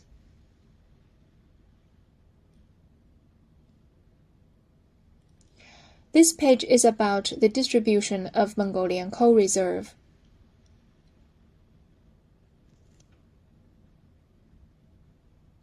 By about 2022, we have investigated 177 companies, which hold 302 coal licenses. And this slide is about the distribution of their coal reserves by provinces. And brown coal is mostly distributed in the east and north side of Gobi, and the subbituminous is distributed in northwestern Gobi area and others. Anthracite is mostly distributed elsewhere. As to the coal mine export and domestic consumption of Mongolia,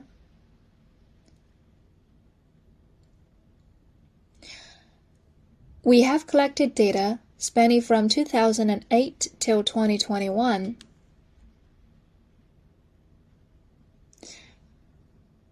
And the unit is about 1 million tons. Judging from this bar chart, our export amount is unstable.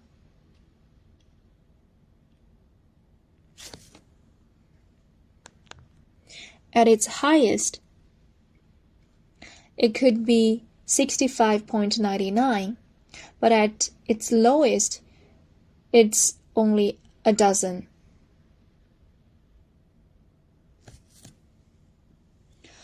So we could see huge fluctuations of our export volume.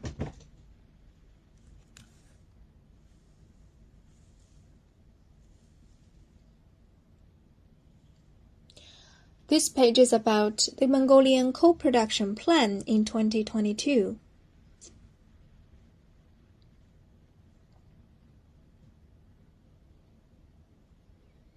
And let's read through those data. In Mongolia, coal mines are ready to increase coal production. The COVID-19 situation is getting normal, and there is some need to improve the logistics.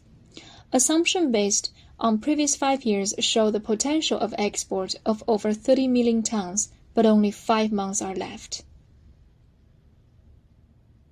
And as to the analysis of China, China has high demand of Mongolian coking coal, but China is now at the stage of a strict containment of COVID-19 infection. And sometimes the Chinese border operation is unstable due to the containment policies, and there is still need to stabilize the operation of the border areas. So now we believe we still have some good chance to go.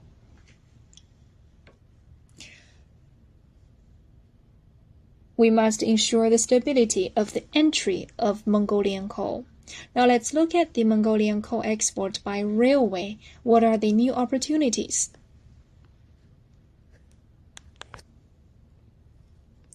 We believe that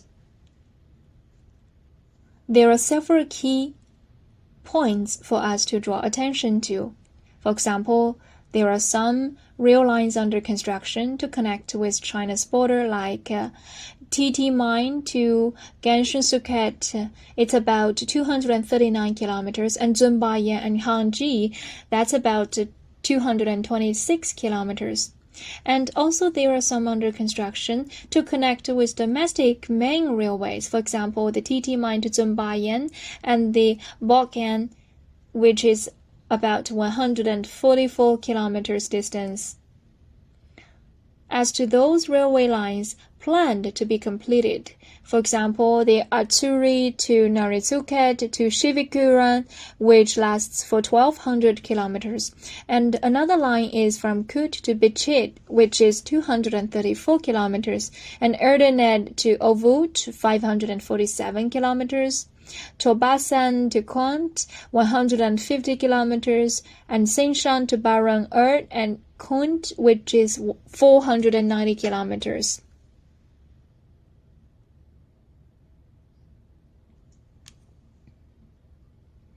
And that last one is the route for Mongolian coking coal to arrive in the northeastern part of China. And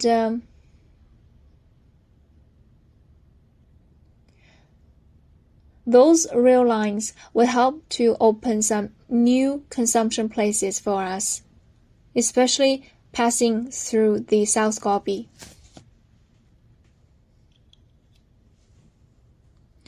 And this page is about the Mongolian coal export by road. There are some new roads to lead to the border area. For example, the TT Mine to Ganshin-Suket is about 2 to 250 kilometers, and its transportation capacity is around 48 million tons per year.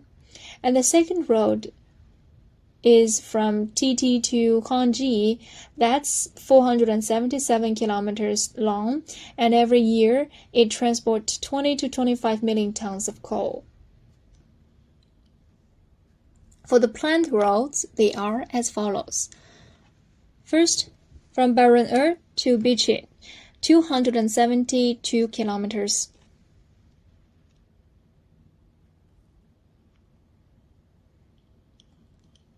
This page is about Mongolian coal export infrastructure at the border points.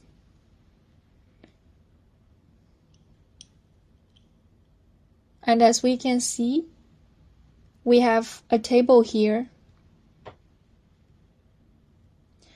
The table contains information about those main ports and their capacity and the ratio of realizing their capacity. For example, 100% of capacity, 80%, 60%, 40%, and 20%. And right now, only 20% of export potential is already used.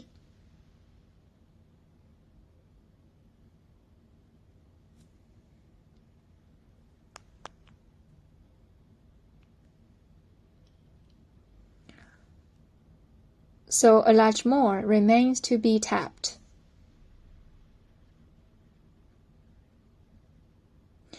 Now, those data show that we are developing slowly, and we could try to get full loaded if all the infrastructure could be well developed, and we can then hit the target of 35 million tons.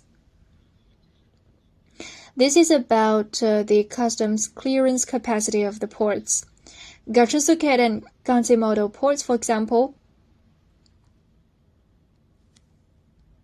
it supplies about 51.4% of Mongolia's total coal exports.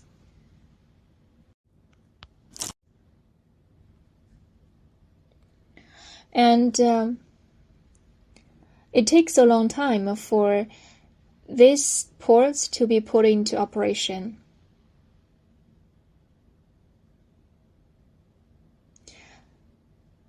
The TT Mine and Gashensuke.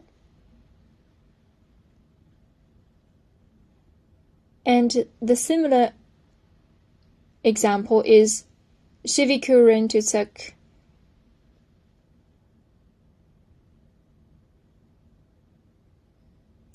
In 2014, the Narinsuke to Shivikuren heavy road was built and opened. And this is an international port.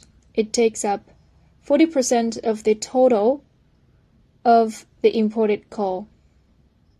And this table is about the new projects and the coal washing plants in Mongolia from 2021 to 2026. So that's an estimation.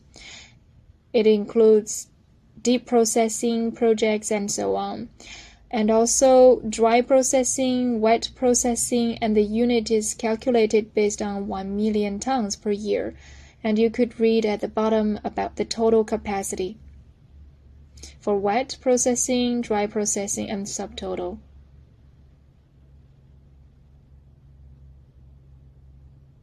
And Mongolian coal quality is being improved.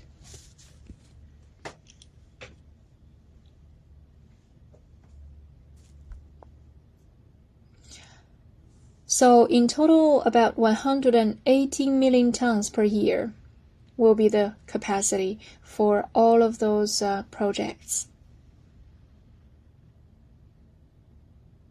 And the existing plant's capacity registers at 52.2 million tons. And there are some contracts under process right now, so we still have a lot of possibilities. And we believe the quality of those coal washing plants can be improved.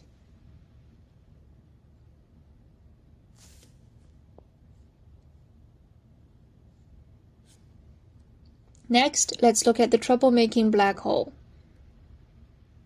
What are the black holes?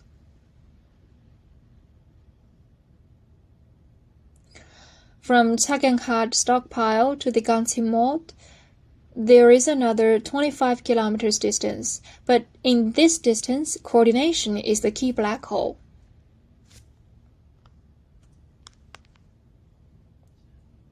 So, from ETT to Tsaganghad to Gansimod, that last 25 kilometers has a very high transportation charge, pushing up the overall charge of transportation.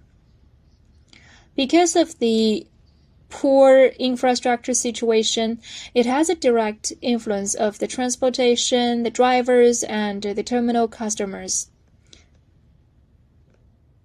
Especially, we have seen some problems.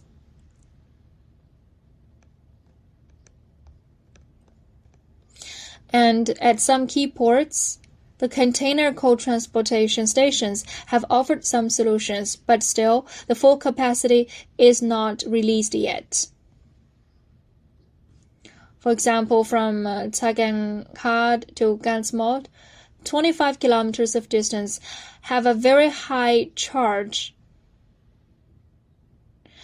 ranging from 25 to 300 US dollars per ton. So that's very insane.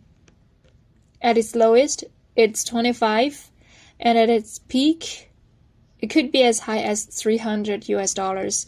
I believe that may be the reason for a lot of problems, and pandemic control is one of them. But of course, those prices are abnormal. We have to confess. In 2021, there are some situation. For example, let's look at the price table. In 2020, coal at ETT mine is about 60 US dollars per ton.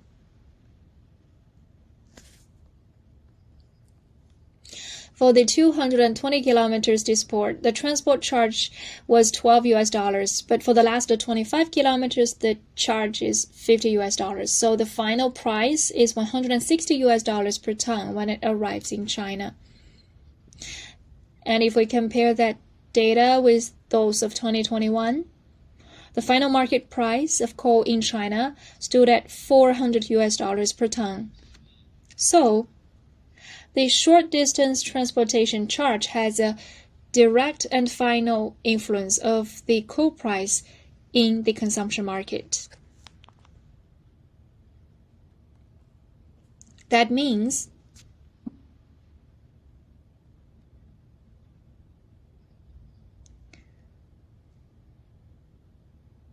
we have to solve that trouble, and Mongolian government has taken some measures, for example, by levying taxation, and it fully considers the market price,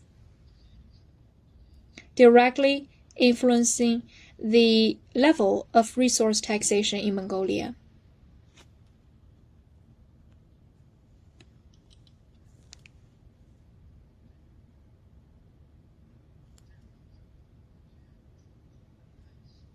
Some coal exporters in Mongolia intentionally treat the coal as waste coal so as to reduce their burden of taxation, especially resource taxation. Those enterprises had some conflicts with Mongolian government because of the resource taxation. If that trouble cannot be properly shot in the future, it will influence the final sales price in China.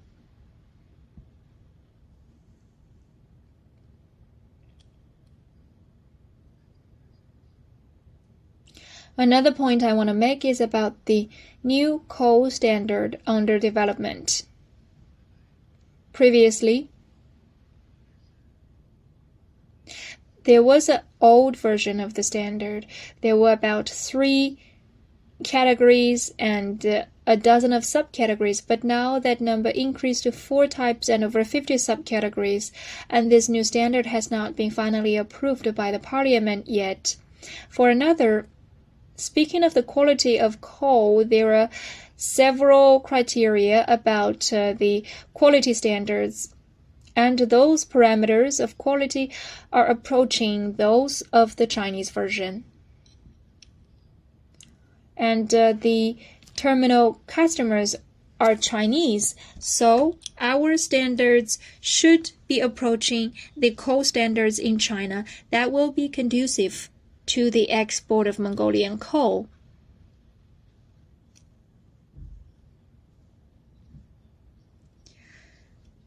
And there are several ways of calculating coal prices. Different quality levels will determine different sales prices. So this coal classification standard is very helpful for price making. And in the future, we may have to look at the price at the ports as the reference price.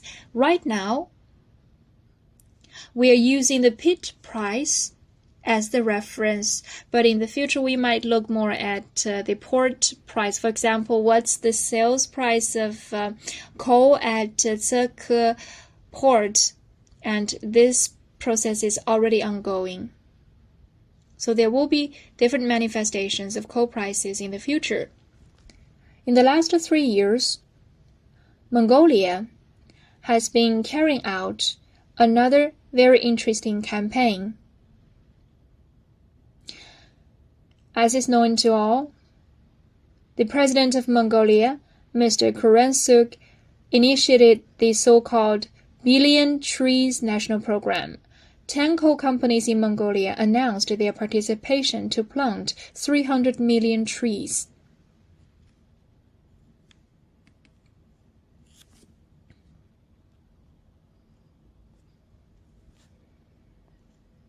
Our coal enterprises have stepped onto this new trajectory of green development.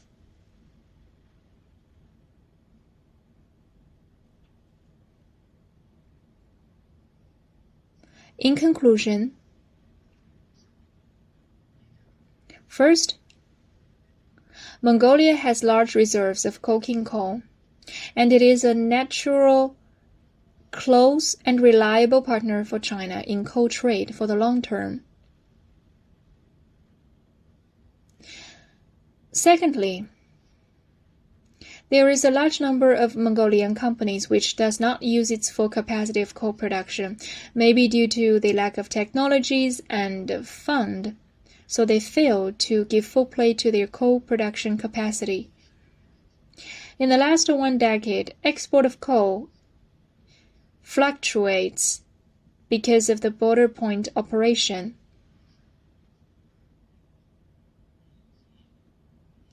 For example, the port operation and containment measures, and also infrastructure development, including the road and railway projects. To solve the problem of backward infrastructure, the Mongolian government has been implementing a lot of projects. Some projects are awaiting. Once those projects are put into operation, I am convinced that the export of coal will surely rise up.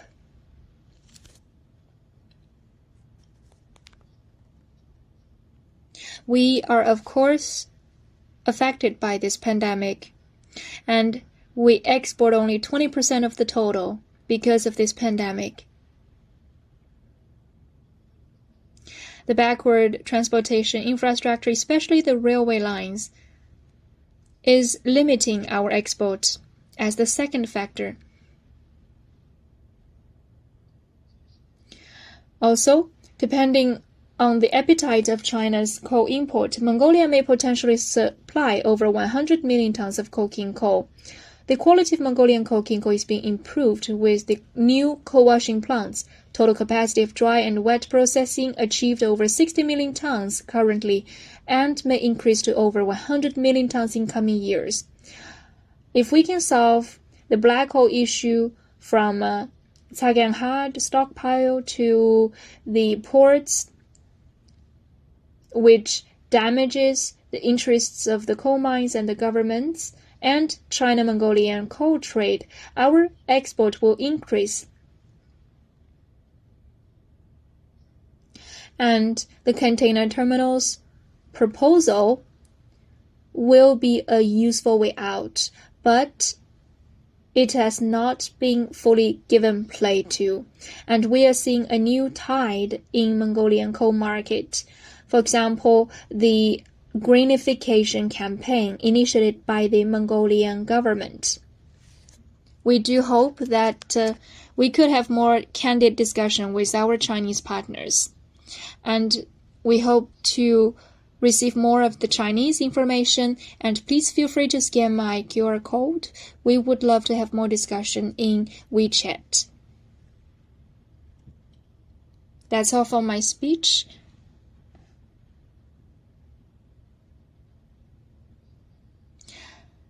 I have to say again, this is the WeChat group of our association. Please contact us through this WeChat account. Thank you for listening.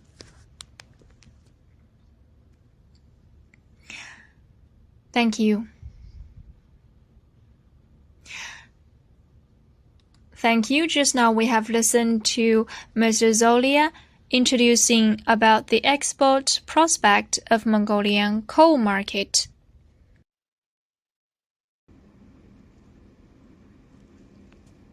Good afternoon, everyone. I am Liu Yanjun, Senior Analyst of Fenwei Digital Information Technology, and here I am sharing with you about the coal and coke market review and outlook. This is the breakdown of my contents today. There are 3 parts. First, coal and coke price trend. Second, coal and coke fundamentals analysis. And third, coal and coke outlook. First of all, about the coking coal price trend. In the first half of 2022,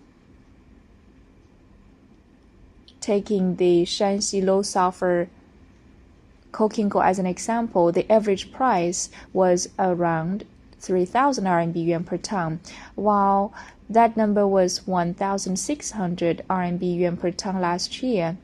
And the year-round average price last year was 2,400 RMB yuan per ton. Another key feature is about the price difference of the high sulfur and low sulfur products. The price has less than 200 difference this year, while that difference of price was 1,000 RMB yuan per ton last year. And I have analyzed about the reasons for those phenomena. First of all, since Q4 last year, the production areas usually produce the high sulfur coal.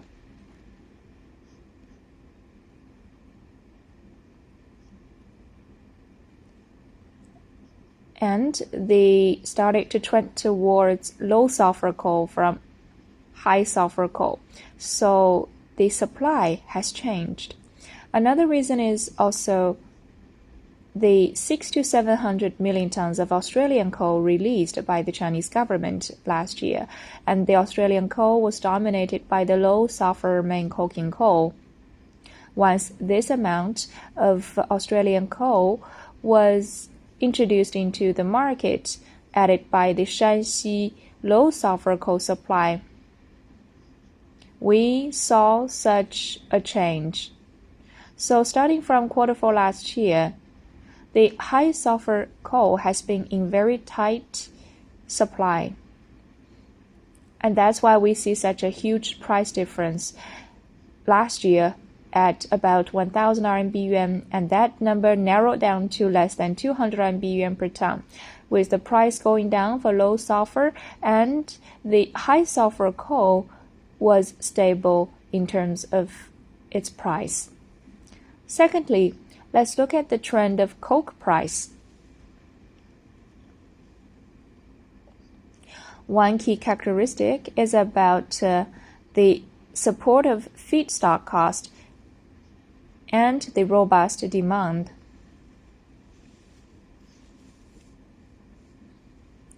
In the first half of 2022, the average price was 3,140 RMB yuan. Last year, that number was 2,400 RMB yuan per ton, and the year-round average price last year was 2,700 RMB yuan ton. And starting from May this year, because of the weakened cost support and softened demand in the steel market, the coke price started to go downward. But in June this year, because of the rising trade demand and the low warehouse and stockpiles at the steel mills, added by the coking coal price rebound, the coke price started another round of rebound price. And that's about the coke price trend. Now let's look from the perspective of the supply and demand side of coal and coking coal. About the supply side of coking coal, we have taken samples of Fenwei to analyze, and in the last 3 years, the production volume was kept at a relatively low level. Broken down by the places, the production mainly comes from Shanxi and Shandong provinces. The peak volume has been declining by about 20%.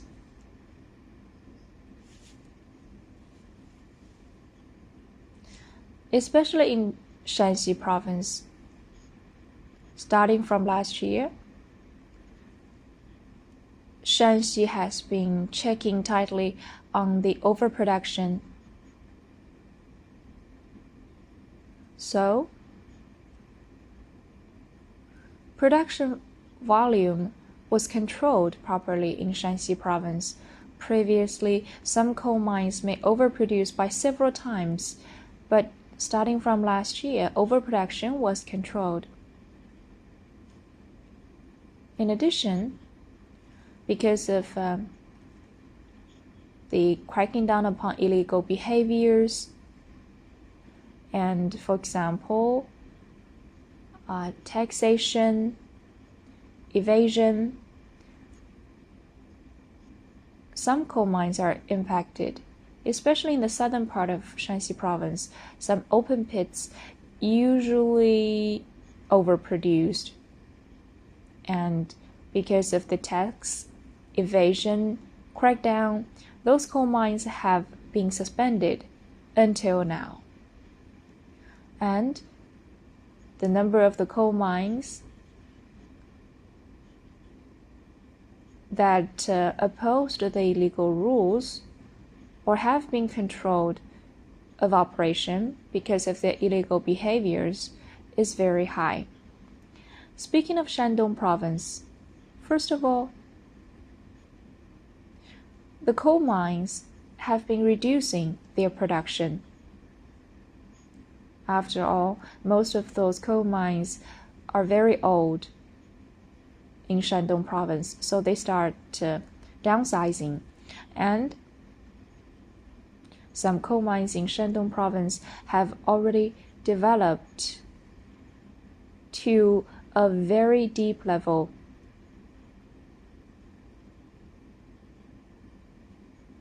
In addition, some of those coal mine resources are already depleted in Shandong province, especially the coal mines in the ecological preservation areas. They are starting to be closed down. That's why we see a sharp decline of production in Shandong province. So this page is about our monitoring of the samples. According to the numbers from the Statistics Bureau, the production volume is fairly good. The yearly increase was about 10.5% for raw coal production nationwide, and for coking coal, the increase ratio was 6.2%. Maybe our data differ a little bit from those from the NBS.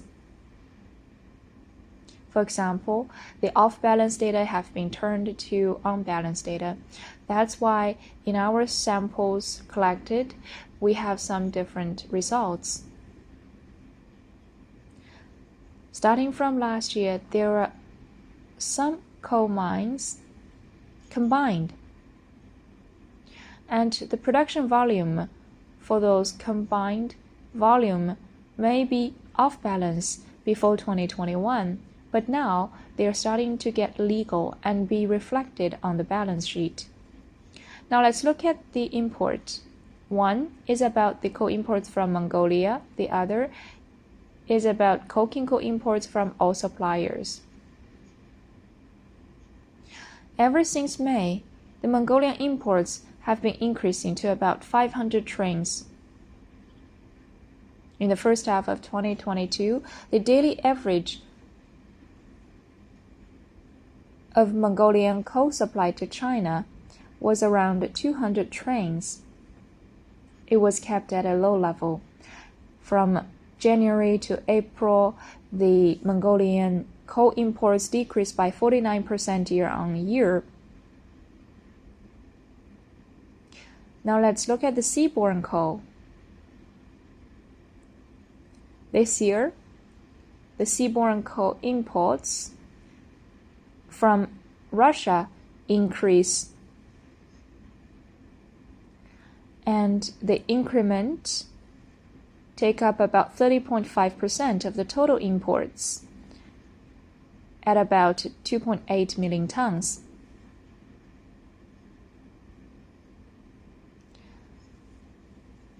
US, Canada, and Russian coal were the main supplements to the Australian coal, especially Russian coal. And the Russian coal imports were dominated by the blended coal rather than the main coking coal. In addition, speaking of US and Canada, in the first half of this year, imports from those two countries were quite small in number. For example, because of the lack of resources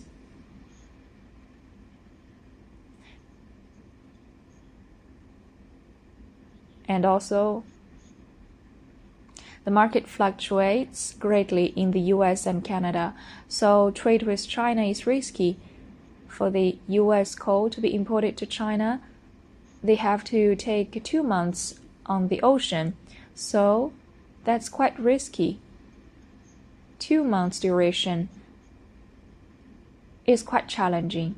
and risky for the traders. That's why the US traders are not very mobilized. And because of that delayed time, they frown upon exporting to China. That's why the seaborne coal imports decreased a great deal from US and Canada, even though with some increments of imports from Russia.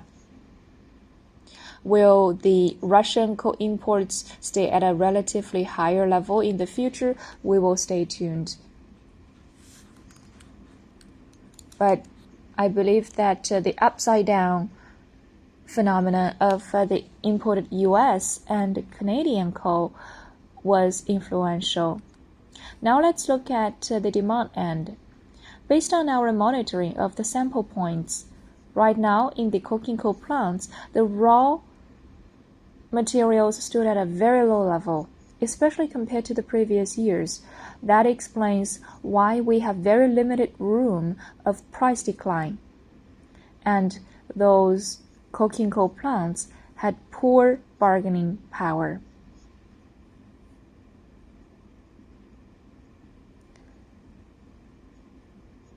When those plants replenished their resources, they were at a very low profile. In this year, the warehouse stood at a low level. That's why for coking coal, they had poor bargaining power. Of course, there is no room for further price decline, but we believe there will be big room for price increase. After all, there is rigid demand, and we can see a high potential of replenishment. And as to the coke production, it decreased by 2.7% year-on-year in the first 4 months this year. That's mainly, for example, because of the strong support of coal price this year. And the rigid demand supports the price. But of course, the capacity utilization ratio is relatively lower this year. Now, let's look at another fundamental analysis about the demand end. That's about the warehousing and inventory. Those diagrams were from Fenwei Digital Information Technology based on our samples taken. In 2020, the inventory was at a low level. And in Shanxi, Lu'an, Huaibei, Yan Kuang Mine, and some other big coal mines were analyzed, and according to our statistics, those coal mines stood at an extremely low level in the years recently in terms of the inventory. By that it means those inventory levels are quite unique, and I have to say that especially for the long-term agreement price plays a big role here. For the big mines, the inventory stands at an extremely low level in the record, and those big coal mines are under no pressure of price decline because of the very limited inventory. And speaking of the price difference, for example, the coking coal in Shanxi province, it has a price difference of around 1,000 RMB yuan compared to the market average. So the price difference is still alarming. And they are under no pressure of price decline because of the inventory, especially because of the long-term agreement. So this is about the inventory. Next, let's compare the supply and demand of the washed coking coal. And this table contains information of the first 6 months this year. We have a gap of 1 million tons. So in the first half this year, we focused more on destocking. And the conflict mainly comes from the supply side. Supply overtakes that of demand, even though that tight supply situation starts to be relieved since May. And in June, we saw 1 million tons of supply. And that's why recently the price has been rebounding strongly. For the first half of this year, let's do some wrap up. The coking coal production was lower than in normal years, and the inventory at all links of the supply chain continued to be depleted, especially in the downstream. The raw materials are fluctuating at a low level, and because of the limited inventory, the bargaining power is poor. So we believe that the price of coking coal will go upward, and the focus is on destocking. That's all for the coking coal of the first half of this year. Next, let's look at the fundamentals of coke. First of all, from the supply end. Because of the tight supply of raw materials, for example, in the first 4 months, the pandemic hit and the raw materials were in tight supply, and the coke profitability was undermined, and capacity utilization ratio was limited, so production of coke decreased by 2.7%, and international coke price was kept at a high level. The coke production cost overseas was jumping up. That's why the imports of coke was low. In the first 4 months this year, the imports volume stood at only 150,000 tons, while last year that number was 700,000 tons. Supply end. In the first 5 months this year, according to our statistics, the newly added capacity was about 20 million tons, and we have quitted about 10 million tons, and the net increase is around 9 million tons. Of course, we believe that there will be some newly added capacity in June till August. But of course, there may be some uncertain factors like the pandemic, the profitability of the coke plants, and that peak time may come later. As to the demand end, now the steelmakers' molten iron daily output has already hit the peak, and the rigid demand has no further upward room. But because of the profitability of the steelmakers and the terminal customer consumption and the maintenance of the steelmakers, there may be some fluctuations. And also the high price of coal, the overseas shortage of coal supply, and high production cost of coke price will be high this year. And we see some promising profits for the coke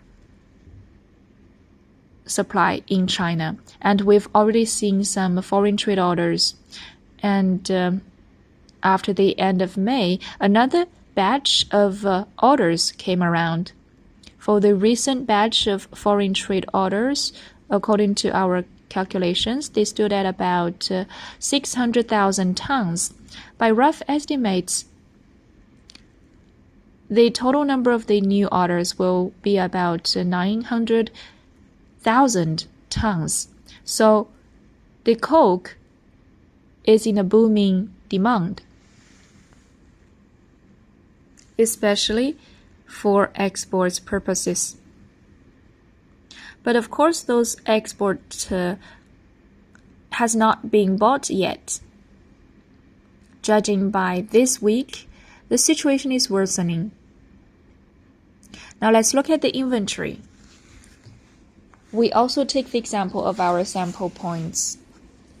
The coke inventory at Fenwei surveyed coking plants is already at a low level according to the records, and also there are some pre-sales in those coking plants.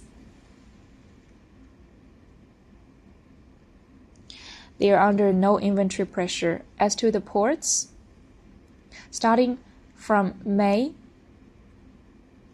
profits rose up, and from mid-February to mid-March, there was about 1 month of profits enjoyed by the traders. And starting from the end of March, they started to decrease the inventory. But by the end of May, the profits rose up again at the ports, and the inventory at the ports increased rapidly. Now let's look at the profits of the coke plants.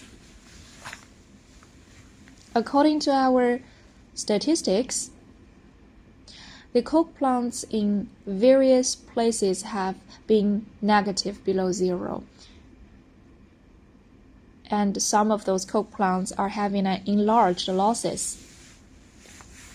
So in 2022, if we look at the performance of the coke plants in terms of profitability, because of the high coal price and the newly added capacity, the profitability of coke plants in 2022 will be at a low level.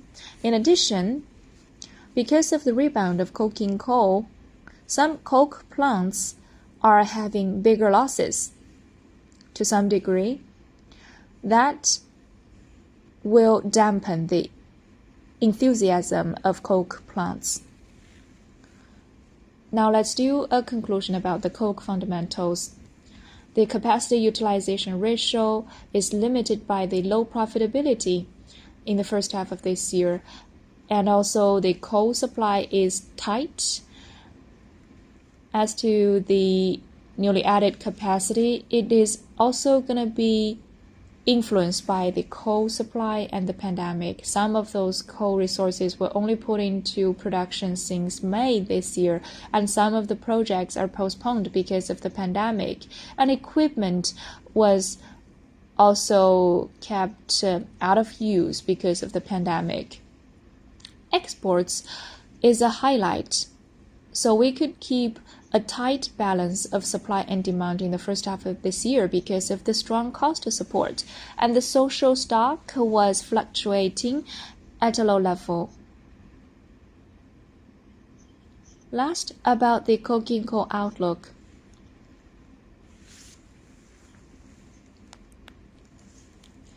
And I will analyze based on the supply and demand ends. As to the supply end, I can find some good news. First of all, the national safety production month in June. So some coal mines pay high attention to safety issues, especially the state-owned mines. Some of the coal mines cut their production to keep safe. In June, compared to months, supply was tightened. Also, in June and July, because of the summer season, some of the coal resources will flow to the power generation sector. In June, some of the provinces have the inventory task, for example, at about 3 million tons in Shandong province. So some of the coking coal will enter into the market of the power generation sector.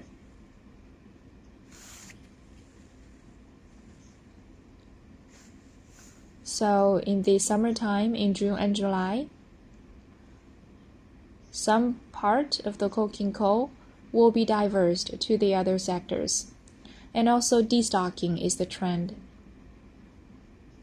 By the end of May, the stockpile from last year was basically depleted. Some big steel makers and coking plants initiated their procurement domestically, and that increased the demand. Another point is about the rainy season in July and August. In July and August, we will see more rainfalls. For the intermediate risk and high risk level coal mines, they would voluntarily cut their production to keep safe, especially in the recent 2 years. Safety issue has been given top priority. And also, the owners of those coal mines may be held accountable for safety issues. So everyone is concerned about safety issue. And starting from last year, especially in July and August during the rainy season, coal mines voluntarily cut their production on a large scale. That phenomenon has never happened before, especially in the private sector. Such voluntary production cut has never been seen before, but last year during the rainy season in July and August, a rising number of private coal mines actively cut their production, even though coal production is highly profitable in the last 2 years, and the owners were fully incentivized, but they were quite concerned about safety issue. They have high awareness of safety. So more weight was given to safety in the coal mines. Those are those influencing factors in the supply end. And in the supply end, I still have to talk about 2 possible factors from outside. For example, is there going to be some increment to deal a shock to the market? For example, Mongolian coal imports. Just now, Mr. Wang from Chalco already shared that the Mongolian coal imports might be improved later on, but for the imports to rise up to a very high level, it's very challenging because of the restriction of the pandemic. So previously, when the daily number increased to 400 trains at the ports, the pandemic hit. Last year, when the number increased to 500 trains, the pandemic was out of control at the ports. We saw positive cases emerging, and this year, when the train number is approaching 400 and 500 trains, the positive cases emerged again. So that means at the ports, customs clearance for the Mongolian coal imports is quite cautious. Right now, it's at about 300 trains per day, and against the backdrop of containment of the COVID-19 virus, there will not be a big increase of coal imports from Mongolia. Another point is about the railway transportation. Just now, Mr. Wang mentioned that this year, we can only solve the intermediate distance transportation issue, but for the short distance transportation, it still remains as the black hole.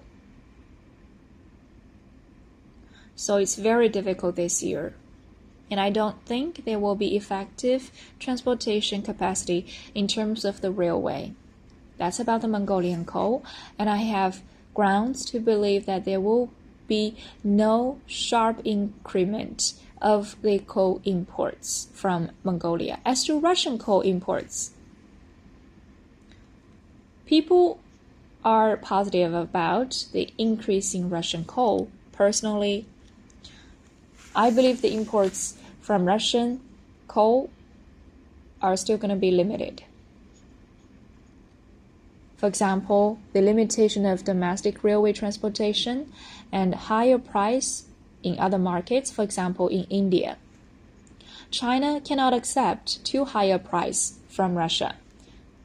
And speaking of the railway transportation, the Russian railway lines are prone to pivot towards the higher value-added products.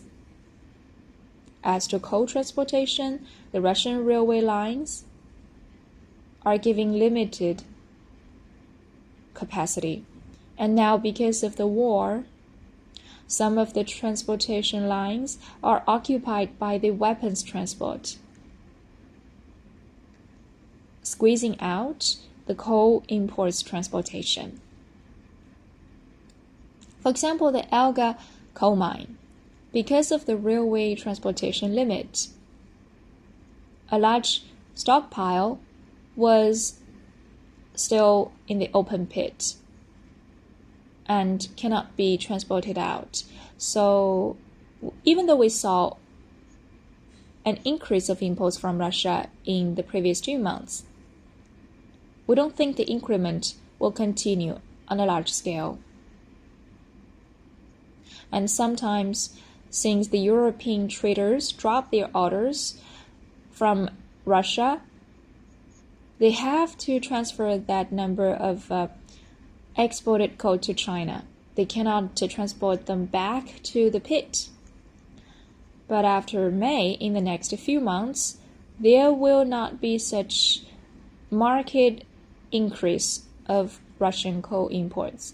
And also, Indian market is fighting for the import resources with China. So in the future, I think there will be a huge discount of the Russian coal imports, and I'm not very optimistic about the increase.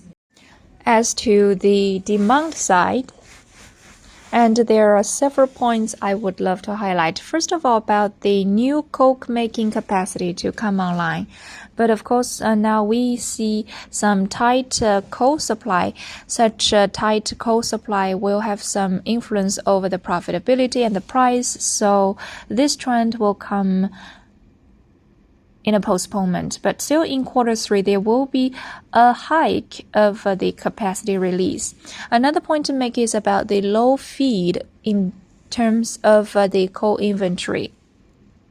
Of course, they have very limited inventory, and there is no room of further decline of the inventory because the inventory could last for only 3 to 5 days.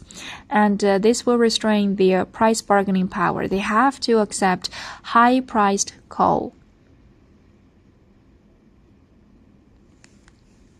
Recently, we have been reviewing the market. If coke increase by 100, the coking coal will increase by 200 RMB yuan. Now, the price has already increased by 5 to 700 RMB yuan. That's mainly because in the downstream, the inventory is very low, and they have a very poor bargaining power.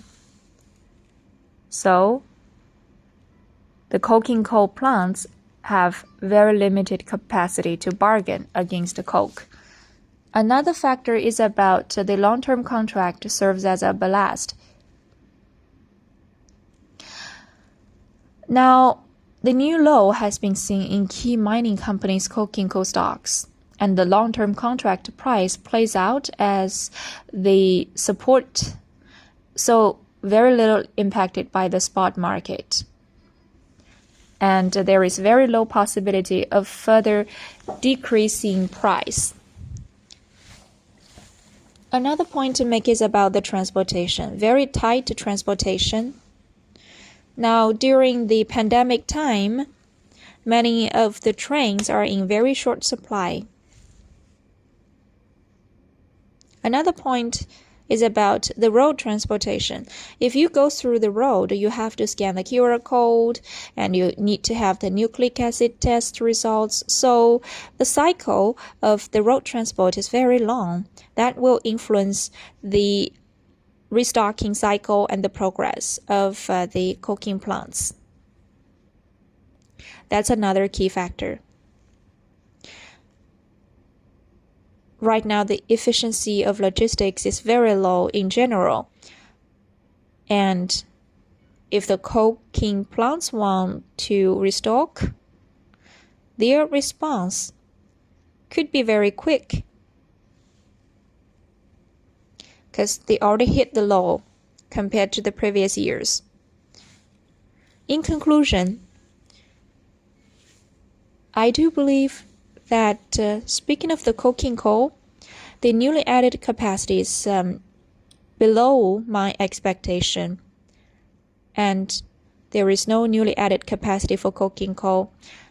Since right now we are in the summer season, we have to guarantee the supply, and we also have the safe production months in June, and the production cut in some coal mines during the raining season. And since the 20th Congress is approaching in October, people will pay more attention to safe production. Some open pit has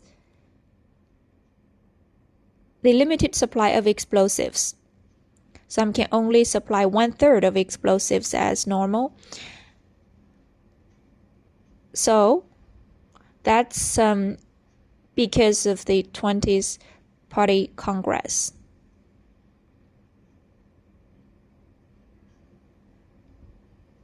As to thermal coal, the pit price is another influencing factor. It increased by 50 or 100 RMB yuan, and that further worsens the conflict of supply and demand. And in Q3, the price of coking coal, I am rather optimistic. As to coke outlook, there are some good news and some bad news. So now let's look at them respectively. First of all, about the good news. The first reason is about the cost support of the feedstock.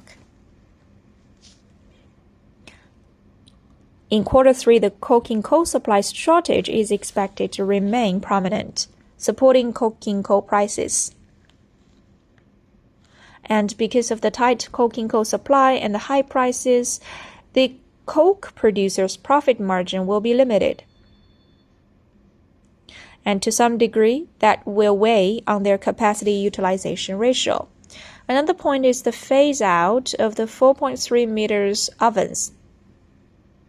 By the end of October or this year, there will be a batch of 4.3 meter ovens being phased out. Another factor is about high export price. As I said, the coal price is expected to be still very high, and the seaborne coal resources will be in shortage, so that will influence the high cost of production of coke.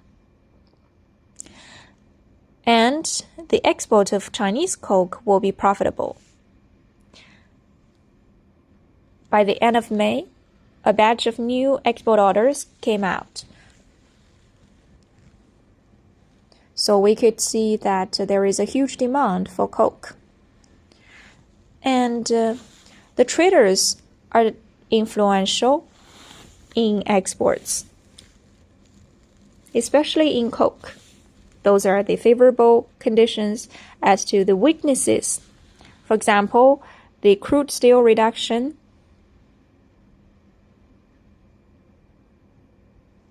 that will greatly limit the price, and the soft end-user demand.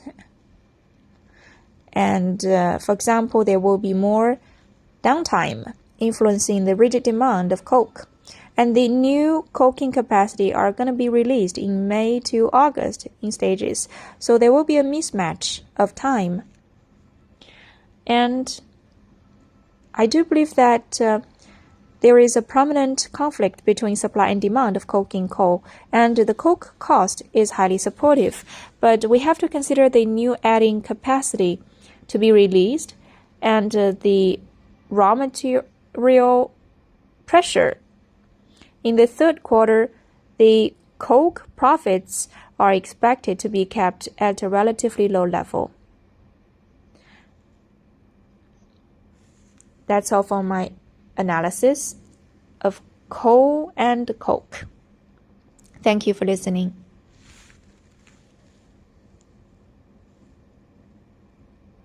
Thank you.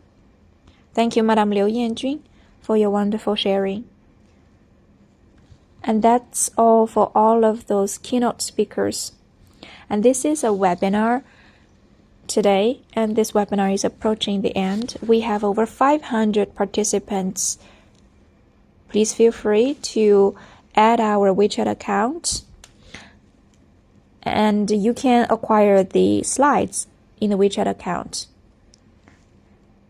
And we have a big WeChat group with about 7,000 members. Of course, we have a replay on our website, and the link will be shared in the WeChat account. Finally, please stay tuned with us. Please pay attention to our WeChat account to get more industrial information. Last but not least, I would love to thank all of the guests for your sharing, and thank you all participants for your active participation. See you next time.